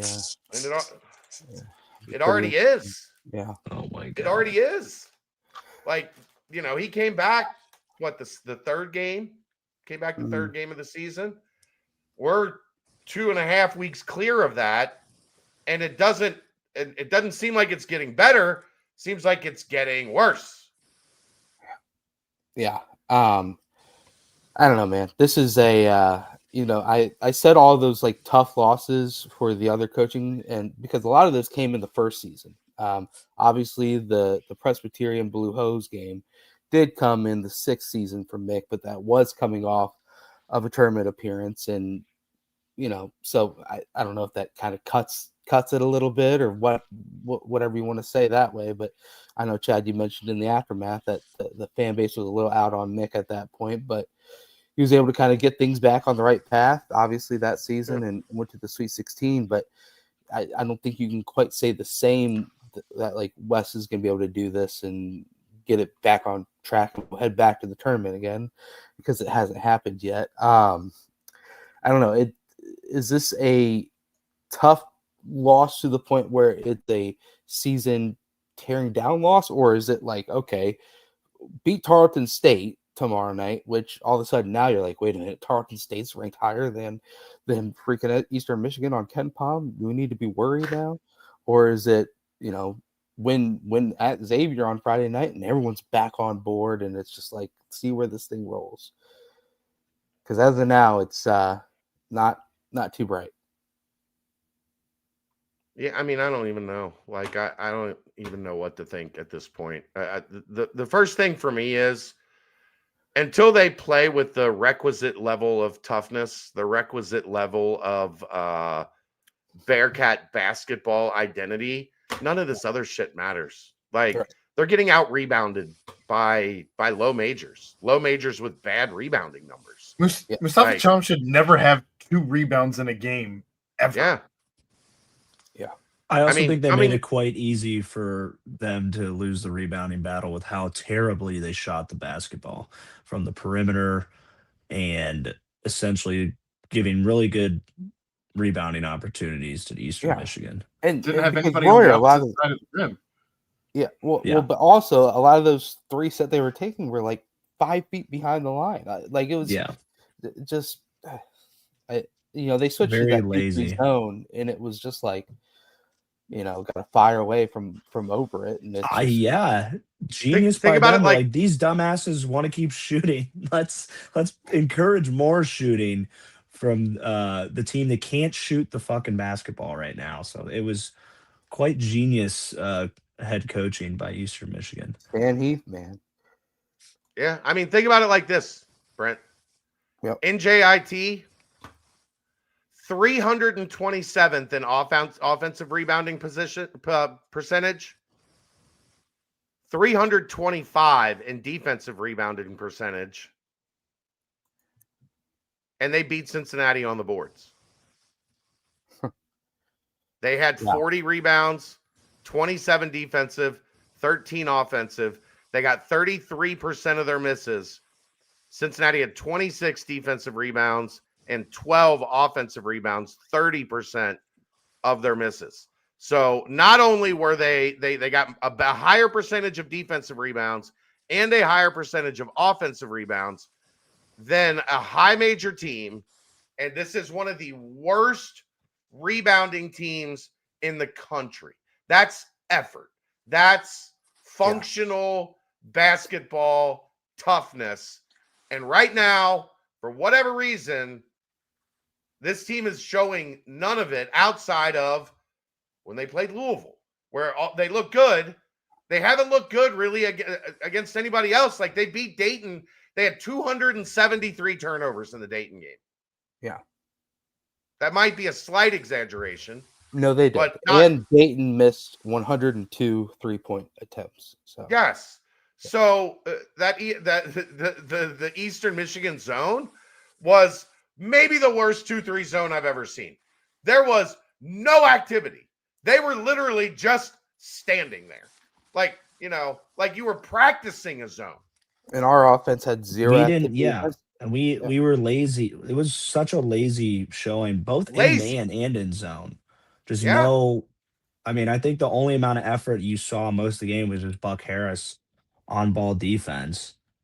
But it was literally just, do the freaking handoff weave on the perimeter, try to throw in a little screen action with Chom, and then just chuck something up. I mean, there was no urgency, especially when you're not shooting the ball well, like you're gonna have to like create better opportunities to get either closer to the basket or just, I mean, I guess that's about all you could do if you just even wide open threes aren't going down like they were for us. And even in the zone, it's like they finally started to kind of panic towards the end of that second half, and you just saw a lot more urgency in the way they cut, moved away from the ball, even in the zone. Flashing guys up onto the elbow, and then trying to work a quick little 2-man game on the middle zone guy, like down towards the basket. Like it was like too little, too late, and they reap what they sowed by not playing with, that Bearcat style of energy on defense, or like we're talking about now on offense, and just not being intentional to try to get open looks. Yeah. I mean, it was tough, man. I just couldn't really like it's one of those where it's like, okay, there's a game the day before Thanksgiving, and you're just like, okay, I'm excited to watch Bearcat basketball, enjoy Bearcat basketball, and then throughout the whole damn thing, you're like, what the hell is going on? Like this is not how Thanksgiving is supposed to start. Then it just ruins Thanksgiving. Then the next day, everyone's like, why are you over drinking and why are you in a bad mood? And you're like, have to sit them down, explain to them why you're over drinking and why you're in a bad mood. And it's Without just telling like, them how much money you lost. oh my God. I thought that there was one point in the game where it's like, what the hell? You're gonna offer me this? And then it didn't even hit. Like a money line on the Bearcats. Like, yeah, they're gonna come back, they're gonna win, they're gonna figure this damn thing out. And no, they did not. So yeah, Aaron, you are correct. Look, it was 10-9. They started 8-0, right? They started on an 8-0 run, Eastern Mhm. Michigan. Yeah. UC cuts it to 10-9, and then give up a 17-1 run. It Yeah. was 27-10 Mhm. at one point in that game. They had only scored 29 points with 9.5 minutes left in the Yeah. game. Yeah. Well, that 27-10 that culminated through 3 turnovers in a row, and then a fourth possession of just chucking up a terrible shot at the Oh, end of the shot clock. I gotta crap. I don't even know if I can find this. And you know what, the other thing is this too, where it's like usually these mid-major to low major teams are able to upset these By playing great. Power 5 teams by like going on fire from 3, or like Yeah. by like causing a bunch of turnovers and like really just causing havoc. That didn't happen. Like it just was like, No. No. no, we're It gonna was a shoot snooze fest. 33% from 3, hit 7 threes just like Cincinnati did, and still just beat you by just beating you. And that's what they damn did. It's just like, what the hell? What was concerning for me was how much better and impactful their like tall, I can't remember his name, number 4 or 5. He averaged like 15 a game. Middle Eastern guy. Just how much more of an impact he had than Chom, and like how much more that he demanded like double teams, and just was way more involved in their offense, had a way more impactful stat line. And Mohammed it's like Habab. this, yeah, like, and they were saying on the broad, oh, this guy's gonna be like one of the better players in the conference, but it's like, all right, Chom's supposed to be like getting drafted in the NBA. That was his momentum, and like this guy is just completely outshining him, which is, and especially when you have an offense who can't shoot the ball from the perimeter, missing Baba Miller, missing another perimeter threat, and Celestine being hurt. It's like Chom is the kind of guy that's going to be able to get our offense, moving when it's in like a lull, like running the action with him. And just for him to like get outshined by um He I shot forget 5 what his times, Ryan. yeah, it's just like what the hell are we doing? And what the hell is he doing? I don't know. One other stat that obviously made its rounds was on the broadcast as well. That's kind of crazy to see. And sure, it's probably different with the amount of losses you get in the Big 12 and whatnot. But Wes is 3-50 in his tenure with the Bearcats when losing at the 5-minute mark. I just thought that was just Oh yeah, that was bad. crazy. when I saw that, I was like, that is just not good, no matter which way you slice it. To only have 3 That's wins crazy. in that scenario, it's It's nuts. not good. No, Because that means not only is the offensive, you're not getting stops, you're not getting to the line, you're not scoring. Like you're just not. There's not enough winning, like winning plays, winning profile, winning identity. Like remember the first year in the Big 12, like they went what 7-11. There were a couple games that probably should have gone either way, but that team fought. Like that team scrapped and battled and like did everything they could. Ultimately, they weren't good enough. That team was devastated by Landers Nolley not coming back for his final season, because I think they were built like when I talk about a lot of these things are done in like 2 and 3 year windows now, and West didn't find a suitable replacement for Landers. So they didn't have the closer, but they did all of the toughness, the winning stuff right. They were one of the best offensive rebounding teams in the country. Like they played physical, aggressive defense. They took the fight to the other team. The last 2 years, like they're barely even a sparring partner when it comes to toughness. And Yeah. and that's not Cincinnati basketball. That's not the identity of the program. And that's a problem. It is. It's a massive problem. And after as much emphasis was put on it in this offseason too. Yeah, exactly. Yeah. It's funny. I brought up that whole, they're going to go on a run and finally win. They brought it back within 48-47 with 5 And then minutes gave to up a go. 7-0 run immediately. They made one of their last 9 shots from the field, which is just like, that's when good teams tell little Eastern Michigan, hey, sorry, this is why we are us. And it just sucks. And it sucks that it's shootout week and we're just here just freaking crushing on this Eastern Michigan game that happened before Meanwhile, Thanksgiving. Xavier, who looked like a dumpster fire to start the season, beats West Virginia, plays Georgia close. They feel like they've got some momentum. They're playing better. And we're not, it's I think it's perfectly normal, guys, to talk about in this day and age, teams needing some time to get going. Teams needing some time, some games together, some experience under their belt as a unit to find out who they are. Well, we are now it's 20 something percent, Aaron. It's not quite 25% yet, but 7 out of 31 regular season games. They're in the 20% range of the season that's gone by. And instead of the curve trending up, 22.6. it's going down. Yeah. The curve's going the other way. They're getting worse the more games that they play together. That's hard to stomach. Yeah, that's the worst part is because, guess who else had that crazy roster turnover and has to work through the early stages of the season? Eastern Michigan has the exact same thing. And then I just looked at it real fast. They have all 5 are new starters this year. Same damn thing. So I don't know.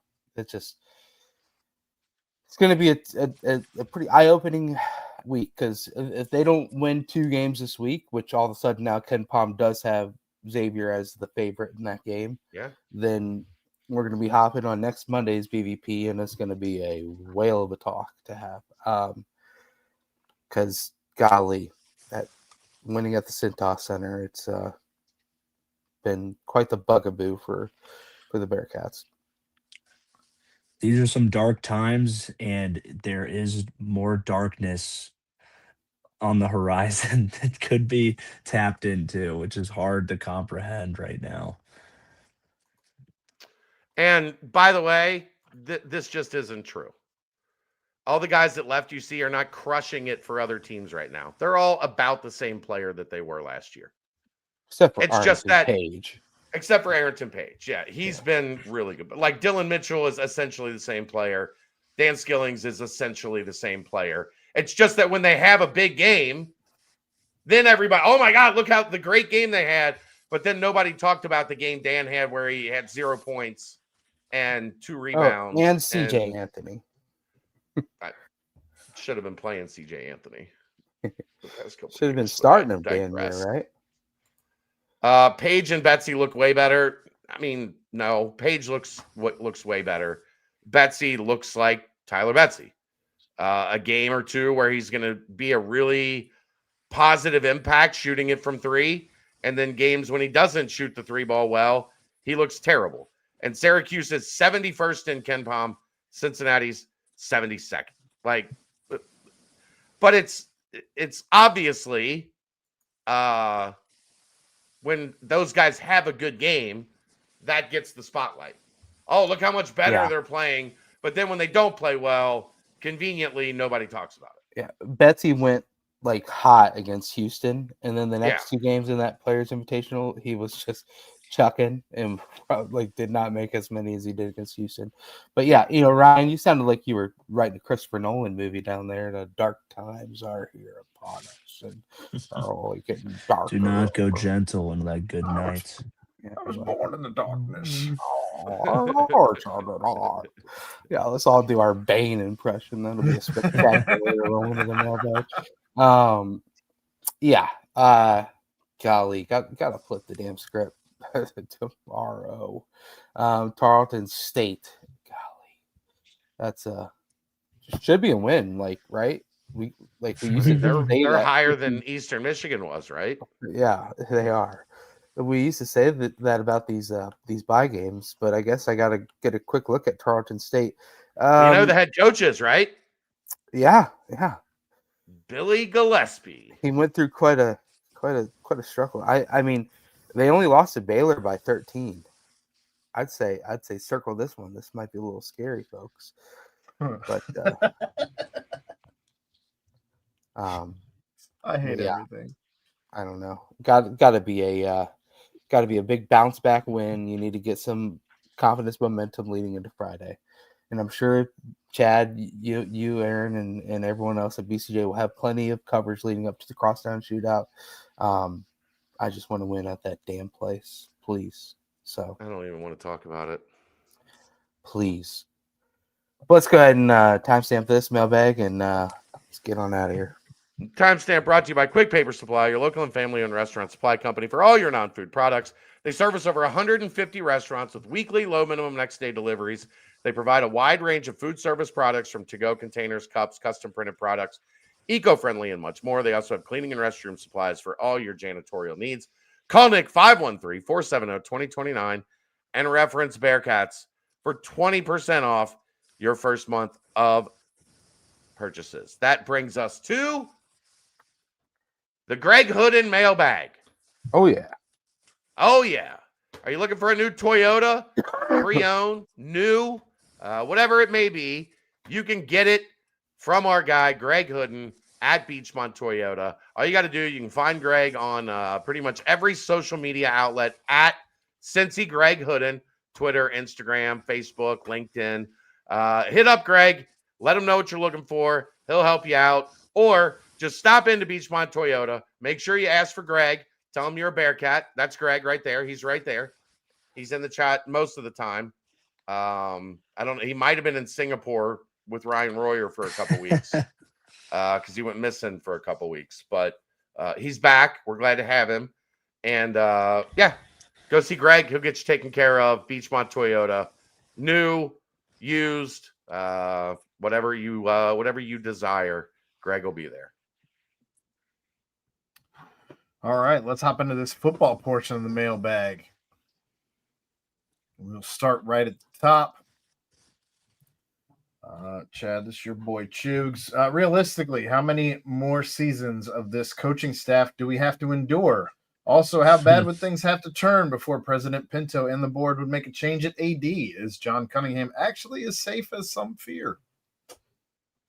I have no indication that President Pinto is upset with John Cunningham's job performance as the athletic director. I think fans look at it in a different light because all they care about is wins for football and basketball. And that's how the gig works. Like that's part of it, you know. But I think there's maybe a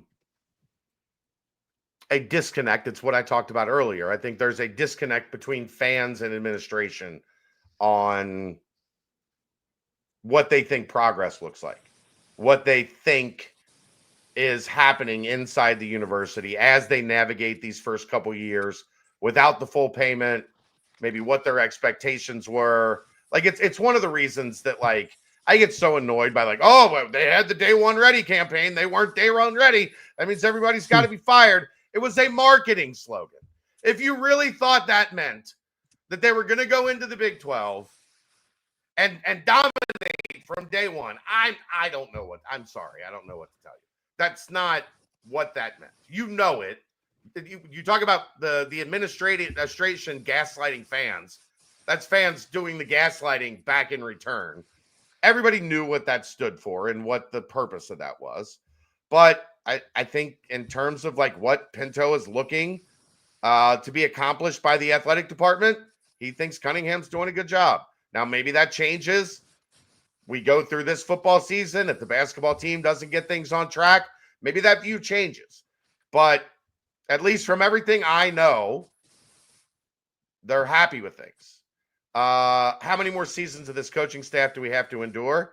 Do they win 7, 8, 9 games next year? Because if they do, then you're going to have to endure more of it. Do they win 3 games next year? Then maybe you don't. Like, I don't know. I don't have the answers, guys. My crystal ball does not work. I don't know. That's why I said in the beginning, like going into basketball season, if West doesn't make the tournament, does he get fired? I don't know, because I don't know what that looks like. Now we're starting to get a little clearer picture of it, what it looks like. I would highly recommend making the NCAA tournament.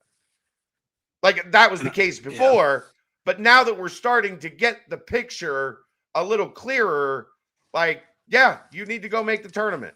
What if they win 7, 8 games again next year and finish in the middle of the pack, 6th, 7th, 8th in the Big 12? Fans are going to want you fired. Is that where coaches get fired? I don't think so. So I don't know what it looks like. I really don't. So I can't give you, this is what because I'm not, we try not to. I know Dave's a little different sometimes. Aaron, right after a game, gets a little angry sometimes. But for the most part, we try to provide you with an honest and accurate assessment of where things are at. That means we can't project into the future without knowing the circumstances. Right now, they went from 3 wins to 5 wins to 7 wins. Is anybody happy at the end of the day with the 7 wins? No, but a coach is not getting fired for that. Correct. What does next year look like? Yeah. I think if they go 5 wins next year, there's probably an 80% chance that he's fired. I think if he gets 6 wins, I think there's a 50% chance. That's my guess, my educated guess. Yeah. But I mean, no schedule ain't guarantees. easy next year. We just went through it. It ain't. I mean, I don't know what road game I feel comfortable that they win. West Virginia, maybe. If West Virginia found a hell of a freshman quarterback this year, and Scotty Fox. So, and they are, from what I understand, they are spending a lot of money, or they're planning on spending a lot of money going into the end of this cycle and into the portal. So we'll reconvene next year and see what it looks like. Right. Moving on. What's this team going to look like next year? Obviously, with the portal, that's tough to pinpoint, but are there any younger players that have a shot to break out with more playing time? Have we heard any rumblings about anyone who's planning on transferring, or are we way too early in the process? Too early in the process for that stuff. I mean, obviously, Sorsby's the big one that you have to keep an eye on. He was non-committal Saturday about his future. Last year, he was committal. End of the year, even with the 5-game losing streak, I'm a Cincinnati Bearcat. We didn't get that this year. And he's right to not do that, because guess what? On the open market, Brendan Sorsby is worth a lot of money. A lot of money. There's some The big only name argument, schools the only out argument there we that have. Sorry, Brian, go ahead. quarterback too. I mean, I'm going to say the only argument we have for him is just offense comfortability. It's just, hey, you don't want to switch up. You want to stay here. And what did you make of how mad he seemed to look during a lot of these last 3 games? Yelling at guys, yelling at the sideline, angry. I think it's a little bit of, he came. I don't know the guy, so take this for what it is, but I think there's a lot of personal expectations I think he kind of had, and those, as the team got better, I think those got better of himself, and I think the team not delivering and was creating pressure on him and maybe his draft stock, his overall perception amongst college football, and I think that frustration was, coming out, and I think that's a guy who this is his first time being a true face of the program, true time, probably like being a vocal leader, and you know, that does just because you are one doesn't mean you know how to act like one. I think it's him learning how to be in those situations and how to handle pressure and his own expectations, the fans' expectations, the country's expectations for him. And I Yeah. think that he struggled with it a little bit. I don't think that means he's a has a bad character or was a bad leader. I think it's just part of his process and growing up as a college football player. But Losing you think got to pisses he's people remember frustrated. off his too. I yeah, mean, yeah, yeah, Think he's frustrated. yeah. yeah. We'll see how much that impacts his decisions. And I'm look, not overly confident. I'm not either at uh, this point. Like, yeah, I so think if they then win any of those last 4 games, I think I feel a little bit differently about it. yeah, But I mean, even I think he played pretty well against BYU. He played pretty well against TCU. Was he perfect? No, but I think overall, like, I don't think you can ask for a whole lot more from your quarterback than the way he played in those 2 games. And there wasn't a whole lot of support around him. Right. I mean, if Texas Tech or Miami, one of these teams that's throwing around mega dollars comes calling with yeah. $3.5 million. We ain't gonna be Indiana, able. Penn State. I mean, there's so many teams that are gonna be looking for a quarterback that can Yeah. put that bill now. So, They'll be paying him more than he'd make in the NFL if he pans out to go there. So pain, Yep. bad things only get more difficult. Yep. muted. You're a season Muted. ticket holder on the fence about renewing after another poor stretch to finish the year. What change would you need to see happen with the program that would 100% make you pull the trigger before the January 15 deadline?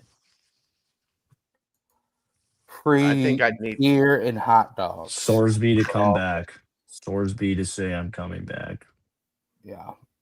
I think And I'd need to hear from Satterfield down that what the plan was on defense Mm, didn't work and that we have to change it. Now, he started that in the post game saying we have to be more aggressive on defense. It has to continue to build from there. Whether Vite stays, Vite leaves, whatever it is, it has to be that our institutional look on defense is not going to play, essentially prevent on first, second, and third and fourth downs. yeah. Like, that's not, you can't win at the top of a, like, if your goal is 7-5, 8-4, Ryan, I think this defense can be okay. Yeah. If that's what you're okay with, I think you can do enough to frustrate the bad teams because you make them drive, you force them. How many times, like in that UCF game, Brent, did we see UCF's quarterback just couldn't make the throw? right. Like, there's a guy standing open, UCF's quarterback can't make the throw. Like, that's what you're counting on. You can beat the bad teams by making them run a bunch of plays and forcing them to be error-free. When you play the better teams in the league, they are going to be pretty much error-free. Mm-hmm. They are going to convert on 3rd and 4 if you're giving a 6-yard free release. Like there has to be, for me, a signaling of a seismic change in how they want to play defense. And I think, correct me if I'm wrong, Brent, Satterfield's not opposed to that. Brian Brown was a blitz guy, right? Yeah. So, But a lot of people look at like his 1 year at Louisville when he like went off and had what he had led the NFL nation in guys. sacks, but it was like NFL guys. Yeah. So, but yes, it was. Yeah. They're not getting a new offensive guru. Scott Satterfield is the offensive mind in the program. You hired him to be the offensive mind. You can want that, but it goes into Reed wanting things that aren't going to happen. we try to keep it level with you guys. Like, you can complain about things. If they're not going to happen, it's wasted energy. Scott Satterfield is going to run the offense. What you see from the offense, and they were one of the better offenses in the country. Do you want more consistency? Sure. Do you want them to be better against, a team that's elite at one thing or the other? That's probably not likely, but sure. The defense is where there is room for considerable change, not even in personnel, but in style, because the style that they used this year became very evident that it's a style that's not going to win you games against teams that are competing for a trip to Dallas and a spot in the college football playoff. The defense isn't, this defensive style is not going, philosophy, whatever you want to call it. I didn't ask. AJ McCool asked me. I'm telling you, that's probably not going to happen. They're not going to change offenses. They have one of the better offenses in the country. But they need to change their approach defensively. Yeah. I agree with you on like a direct plan or addressing, hey, we are going to attack our defensive shortfalls in the portal combined with, adjusting our scheme with more aggression and look to get guys that can fill into that. And I don't think it's even scheme, Ryan. I think it's philosophy. Yeah. Who do you want to be defensively? Yeah. I don't want to ever hear bend don't break come out of anyone's mouth. That better be a forbidden phrase from now until the start of the 2026 season. And Chad, I'm telling you, the only reason they say shit like that is because that's what they used to say in my high school defense when I was playing cornerback. And it was, don't ever get beat deep. Just keep everything in front of you. Make the other team make a mistake. And want to know why we ran that defense? Because we didn't have anyone who could play man-to-man defense. We were a bunch of slow, because they had you playing fucking guys. Corner. Yes, exactly. So that's what you say. That's what you say when you know you're at a disadvantage and you're just trying to survive. And if the way the coaching staff was going out there and like using that jargon and kind of protecting the defensive philosophy and just kind of trying to talk the fans off the coach, like, no, this is what we're trying to do. Like, we're gonna try to be a little bit better, but we're just trying to bend and not break. It's like that is never, even if it was working at points, it's like you should never have a philosophy like that as any football program when it comes to defense and special teams as well. I think special teams fits in that boat. But anyway, sorry, carry on. Okay, thanks. All right. As the roster stands today, which I know will likely change, if you could overpay for a player at one position in this portal cycle, which position would be your focus?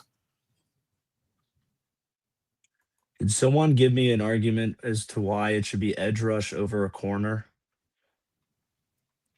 I can't. I mean, both are premium positions. So you're going to have to pay a lot of money. Right? Yeah, you're going to have to pay a lot of money to get either. I mean, the answer is if Sorsby doesn't come back, it's quarterback.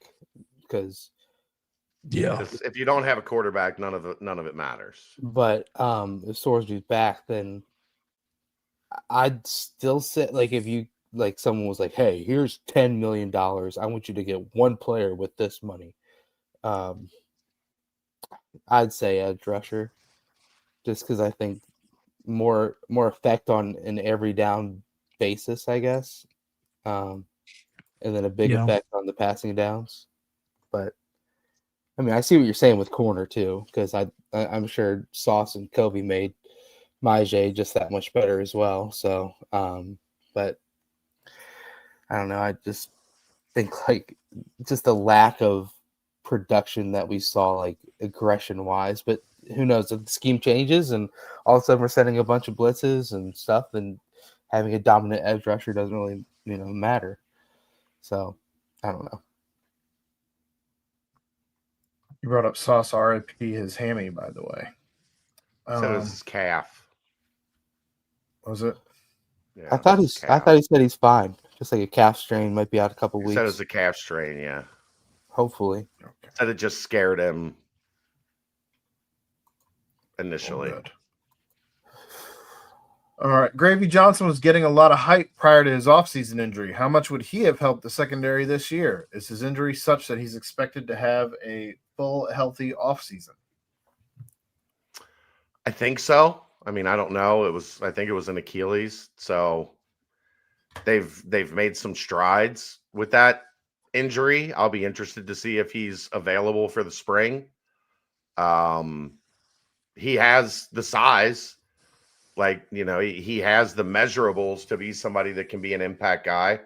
But I've always been like, an Achilles injury, I temper my expectations drastically going forward when a guy has especially a skill guy that's going to need that, on every snap to be great. So I don't know. I think they're going to need Daniel James to take the experience he got this year and take a big step. I think there are a couple other young guys that are gonna get a chance, and then they're gonna have to go find some guys in the portal, that one or two guys that can come in and play right away, that aren't 5'8", 5'9". Like, you've got to get some size and some physicality in that room so that you're not afraid that if you bring them up to the line of scrimmage. I was going to mention this earlier. One of the things that really annoys me is that they did do the things that I wanted to see done on defense for one game this year, guys. One game. You know what they did? They took the best passing offense in the country at the time and held them to 140 yards. They didn't, against Baylor, give those 5, 6, 7, 8-yard cushions. They walked the DBs up. They were still playing zone, but they weren't playing free release. They were making it more difficult for the opponent to run their routes and to find the spaces in the zone, and they had a great game. Some of that is because Dave Aranda's an idiot, yes. But why didn't we see more of that throughout the season? Why did we continue to see free release 6, 7, 8 yards on everybody when you did it once and it worked? Like, that's kind of, you made the adjustment against Baylor, and then we didn't really see it much the rest of the way. Great point. I can't do it anymore, Reed. I just said, they have to make a schematic, a systemic change to the way they play defense. Like, the shit posting, Jesus Christ. My God. Just 2 hours of shit posting. Fuck. Keep going. Hang in there, Chad. Don't let the shit posters get to you. His sores be gone. You guys have a good night. Next question, Aaron. We already talked about this. Next question, Aaron. Any idea on a timeline for a decision from Sorsby? What are 3 things you would do as head coach to improve the team for next year? Defensive philosophy, I think we hit on a lot. Right. I can't. I mean, it's a given. It's going to be hard to keep progressing culture when you have, kind of like rental types with the portal, guys leaving, guys coming in. So just being able to maintain and improve upon the foundation of the program through that. Because obviously there were some cracks in it when you go on a 4-game losing streak, not being able to figure out ways to win. And being sloppy. Like, that's the thing. We don't feel like a team that's like that's going to go like take it from somebody. We're not takers. Through the 4-game losing streak. Chad, you're muted. I am. Oh, he's good. No. He's good. Uh-oh. Through the 4-game losing streak, guys, it was the mistakes. It was like the reason that they won 7 games in a row. They weren't making errors. They weren't turning the ball over. They weren't, letting the other team dictate the terms of engagement. Uh-oh, we lost him. Like, you've got to get to a point where you can consistently play clean football. Mm-hmm. Not just we're clean when we're better than the opponent, but we're clean against the teams that might be a little bit better than us so that we have a chance to win those games. So that we're in a better position in the fourth quarter to get a win in those games. Yeah. That's 2. 3, I don't know. Get more pressure. Get more pressure. Doon doon doon doon doon doon doon doon doon doon doon doon doon.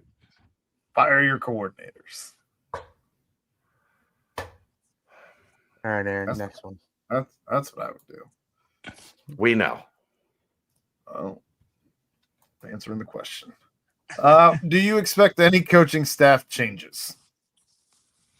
Sure. Yes. There's always coaching staff changes. Like, Every year I there can't is. remember a last offseason where there wasn't coaching staff changes. So, yes, I For expect sure. coaching staff changes.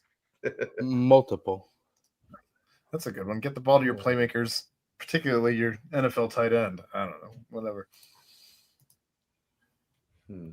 That ends the football portion of the mailbag. Moving on to the basketball portion of the mailbag. What makes you feel hopeful that Wes and his team can turn things around? It's early in the Baba back? year. Get healthy and see what happens. Shot's got to fall eventually, right?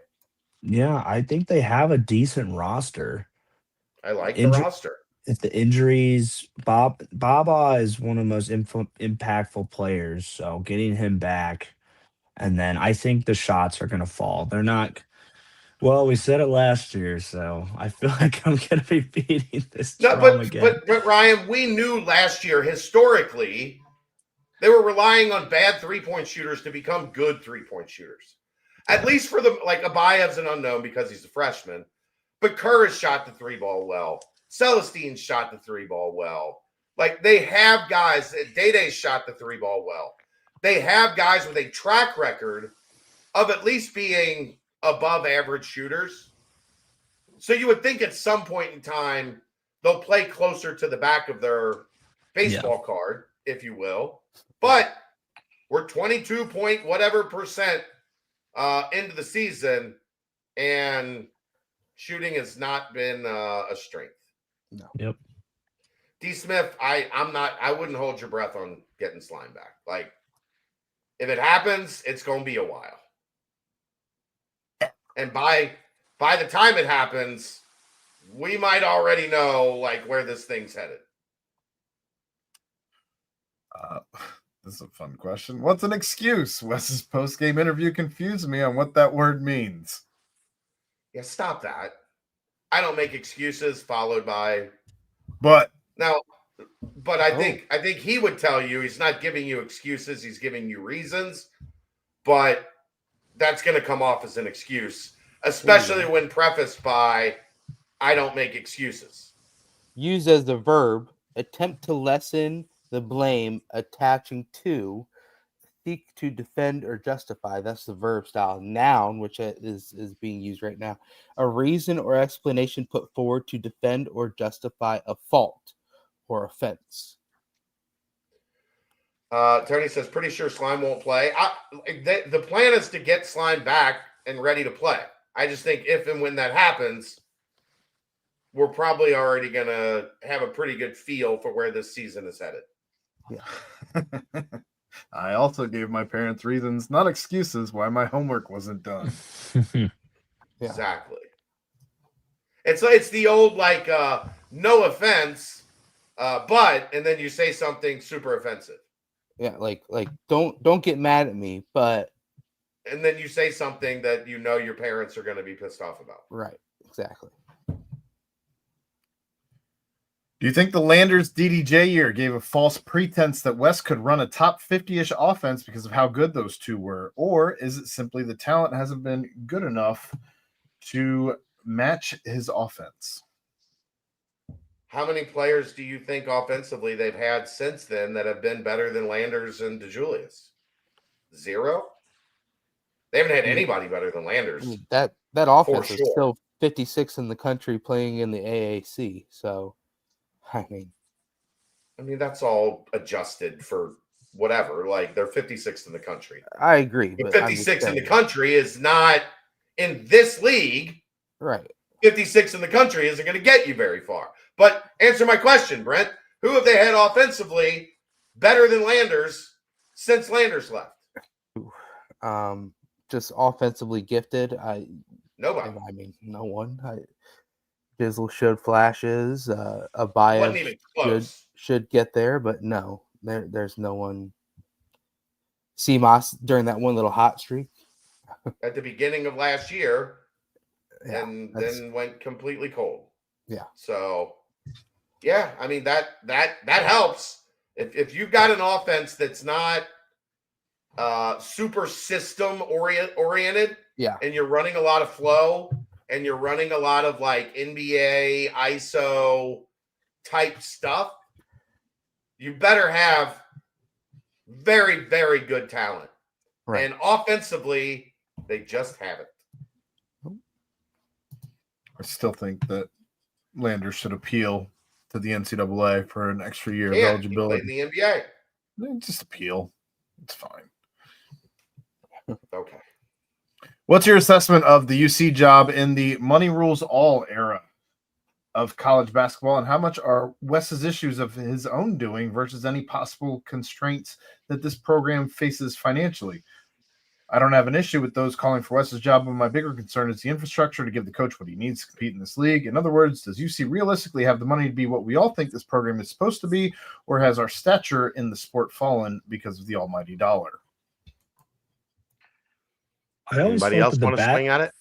I always felt that basketball seemed to have the edge over football when it came to resources, kind of willingness to donate, and just feeling like it's ahead of the NIL / recruiting game because of its prestige within the university and on the national stage over time. On the national stage, it's not ahead, but at the university level, there's, 75, 80 years of basketball prominence to fall back on that people are connected to and have been connected to for a long time. Where in football, there's 25 years of relevance. Yeah. So you've done 25 years of program building, which is part of what the administration needs to understand when it comes to UC football. People have not been connected to UC football long enough that they will support UC football no matter what, through thick and thin. Right. You are still in the building stage of that. You are still very early in that process. So you're going to have more people proportionally than you would like, but it's the reality of the situation that when football hits a little bit of a bumpy patch, those people aren't as connected. Like Tony Pike is the perfect example. You know why Tony Pike loves UC? Because his grandpa used to take him to basketball games. Yep. And then when he became a prominent football player, then UC football became part of his story. But his ultimate story is that he grew up going to basketball games with his grandpa. I grew up going to UC basketball games with my dad. Like, it holds a special place in my heart because I remember as a 10, 11, 12-year-old going to the Shoemaker Center, as it was known, because it was not Fifth Third Arena back then. You know why we didn't call it Fifth Third Arena back then? Because it wasn't Fifth Third Arena. It was the Shoemaker Center, and we called it the damn Shoe. Amen. But they've got more equity in basketball, Ryan, because Mhm. it's been a thing for people for a lot longer than UC football has been. So the support, the foundation is stronger for UC basketball. On a national scale, right now they're okay. Mhm. Like, do I think they're in bad shape? No, they're not in bad shape. Do I think they're up with the elite of the elite in the sport? They're not. And thinking they are is incorrect. Yeah. It's probably also easier when you're dealing with trying to fill 22 starters plus your specialists for football with quality talent versus basketball, seven guys you really want to have ready to roll. So Yeah. that makes it easier to like utilize resources in a more efficient way and get the best bang for your buck basketball wise. But then I guess that all kind of makes you think like that it's kind of a disconnect between the coaching side of things, not really a resource side of things, where you're not seeing a lot of the what made Bearcat basketball prominent for all those decades that you were just mentioning is because they put a specific product that the community, the university, the city identified with, tough grinders, just like its own populace is. And I think you've seen that kind of waver here under Yeah. Wes and the lack of consistency, that just overall the lack of tenacious effort that hasn't been there in 5 years. And I think he's had all the resources that he's needed to be able to make that happen. So I don't think it's been like he hasn't had enough to be able to do it. That's why it's happening. I think it's a little bit more on the guys that he's gotten being able to instill what it means to be a Bearcat basketball player and represent the Seapaw on the hardwood and the decades that have gone into that. I think that's more of his I, I'm doing. I mentioned it earlier, Ryan. How many times have we talked about last year alone?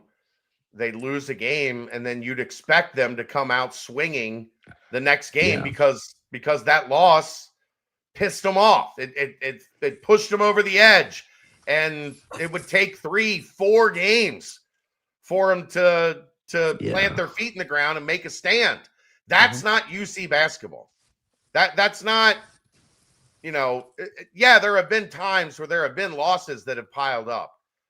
Not many of them, but there have been times, but you never felt like the effort waned.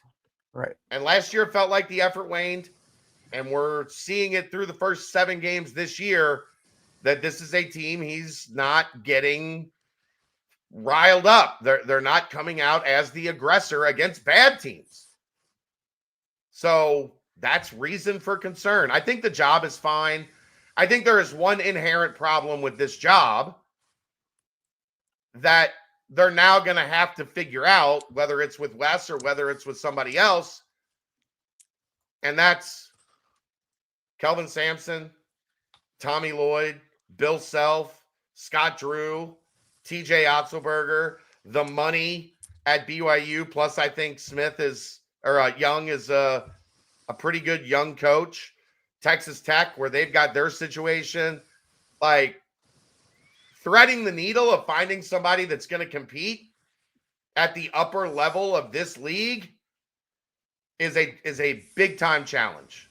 A big time challenge because there's not a lot of guys out there, young, old, veteran, hungry, whatever, that are going to be able to step in this league and put themselves in that upper echelon, that top 5, 6, 7 coaches in this league.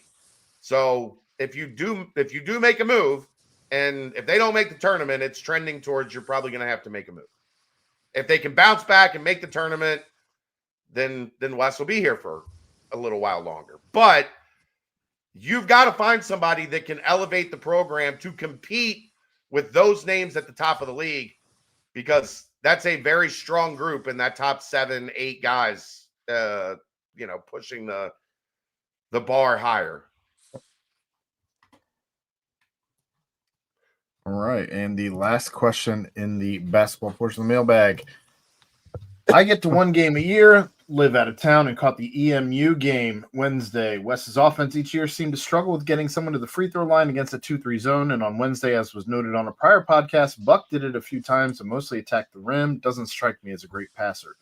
Long term, it seems to two people that would make the most sense in the spot are McKinley and Sean. Who do you think has more potential there, McKinley or Sean?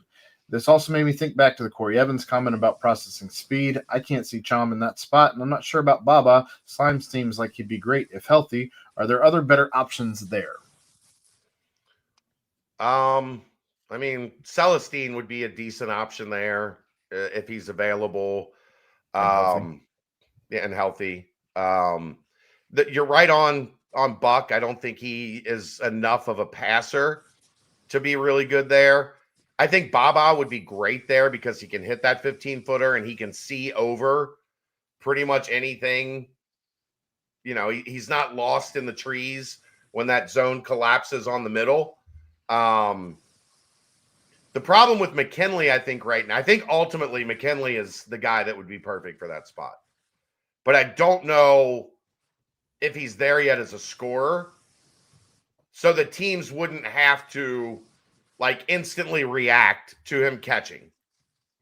The big man in the middle can stay back and kind of play 1-on-2 where I've got the dunker spot and I've also got enough ability to get out and challenge Tyler because he's still developing. I don't know. I mean, I would like to see Sean there. I'd like to see how he handled it. But I was screaming at the entire time, like they're just playing a passive 2-3 zone. Get it to the damn free throw line. And nobody was even flashing. It wasn't a matter if there was somebody there. It wasn't a matter if there was somebody there and they weren't throwing it to him. It was a matter of there was nobody even coming to fill that spot to make the defense react to it. Drove me crazy. Yeah, I agree. Yeah, I mean, but they're playing lineups that they have never practiced before, Chad. So, you know, who knows? But, yeah. No baseball, no Banks this week. Well, the Banks was moved into football. It was in the wrong spot. But that's the mailbag. Get us out of here, Brent. Well, it was a long BBP for y'all on a Sunday night. It's going to be a quick one. It's going to be a quick one. Because our boy Ryan Royer is back, baby. We ripped with Ryan. God, it's so good to be back. Happy to have you, Ryan. You are the man, the myth. Back under the brightest and best of terms. Touchdown, the Alex current Pierce. state of affairs. Yeah. How about the boy. Shout out the boy. Keep his number on speed dial. Going to be a fun off season for him.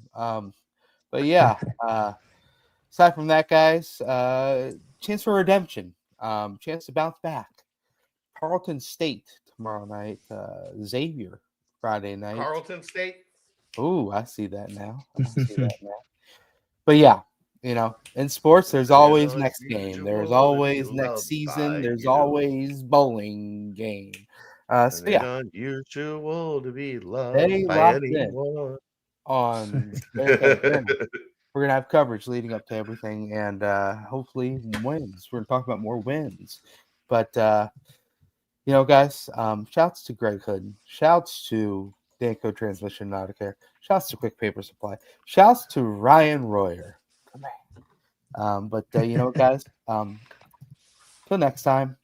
This has been fun, but I think it's ready for me to call it a night. So for the guys, for the crew, for the squad, Brandon Smith, for Chad Brendel, for Ryan Royer, I am Brent Young. Yet again, another fantastic BBP presented by BearcatJournal.com.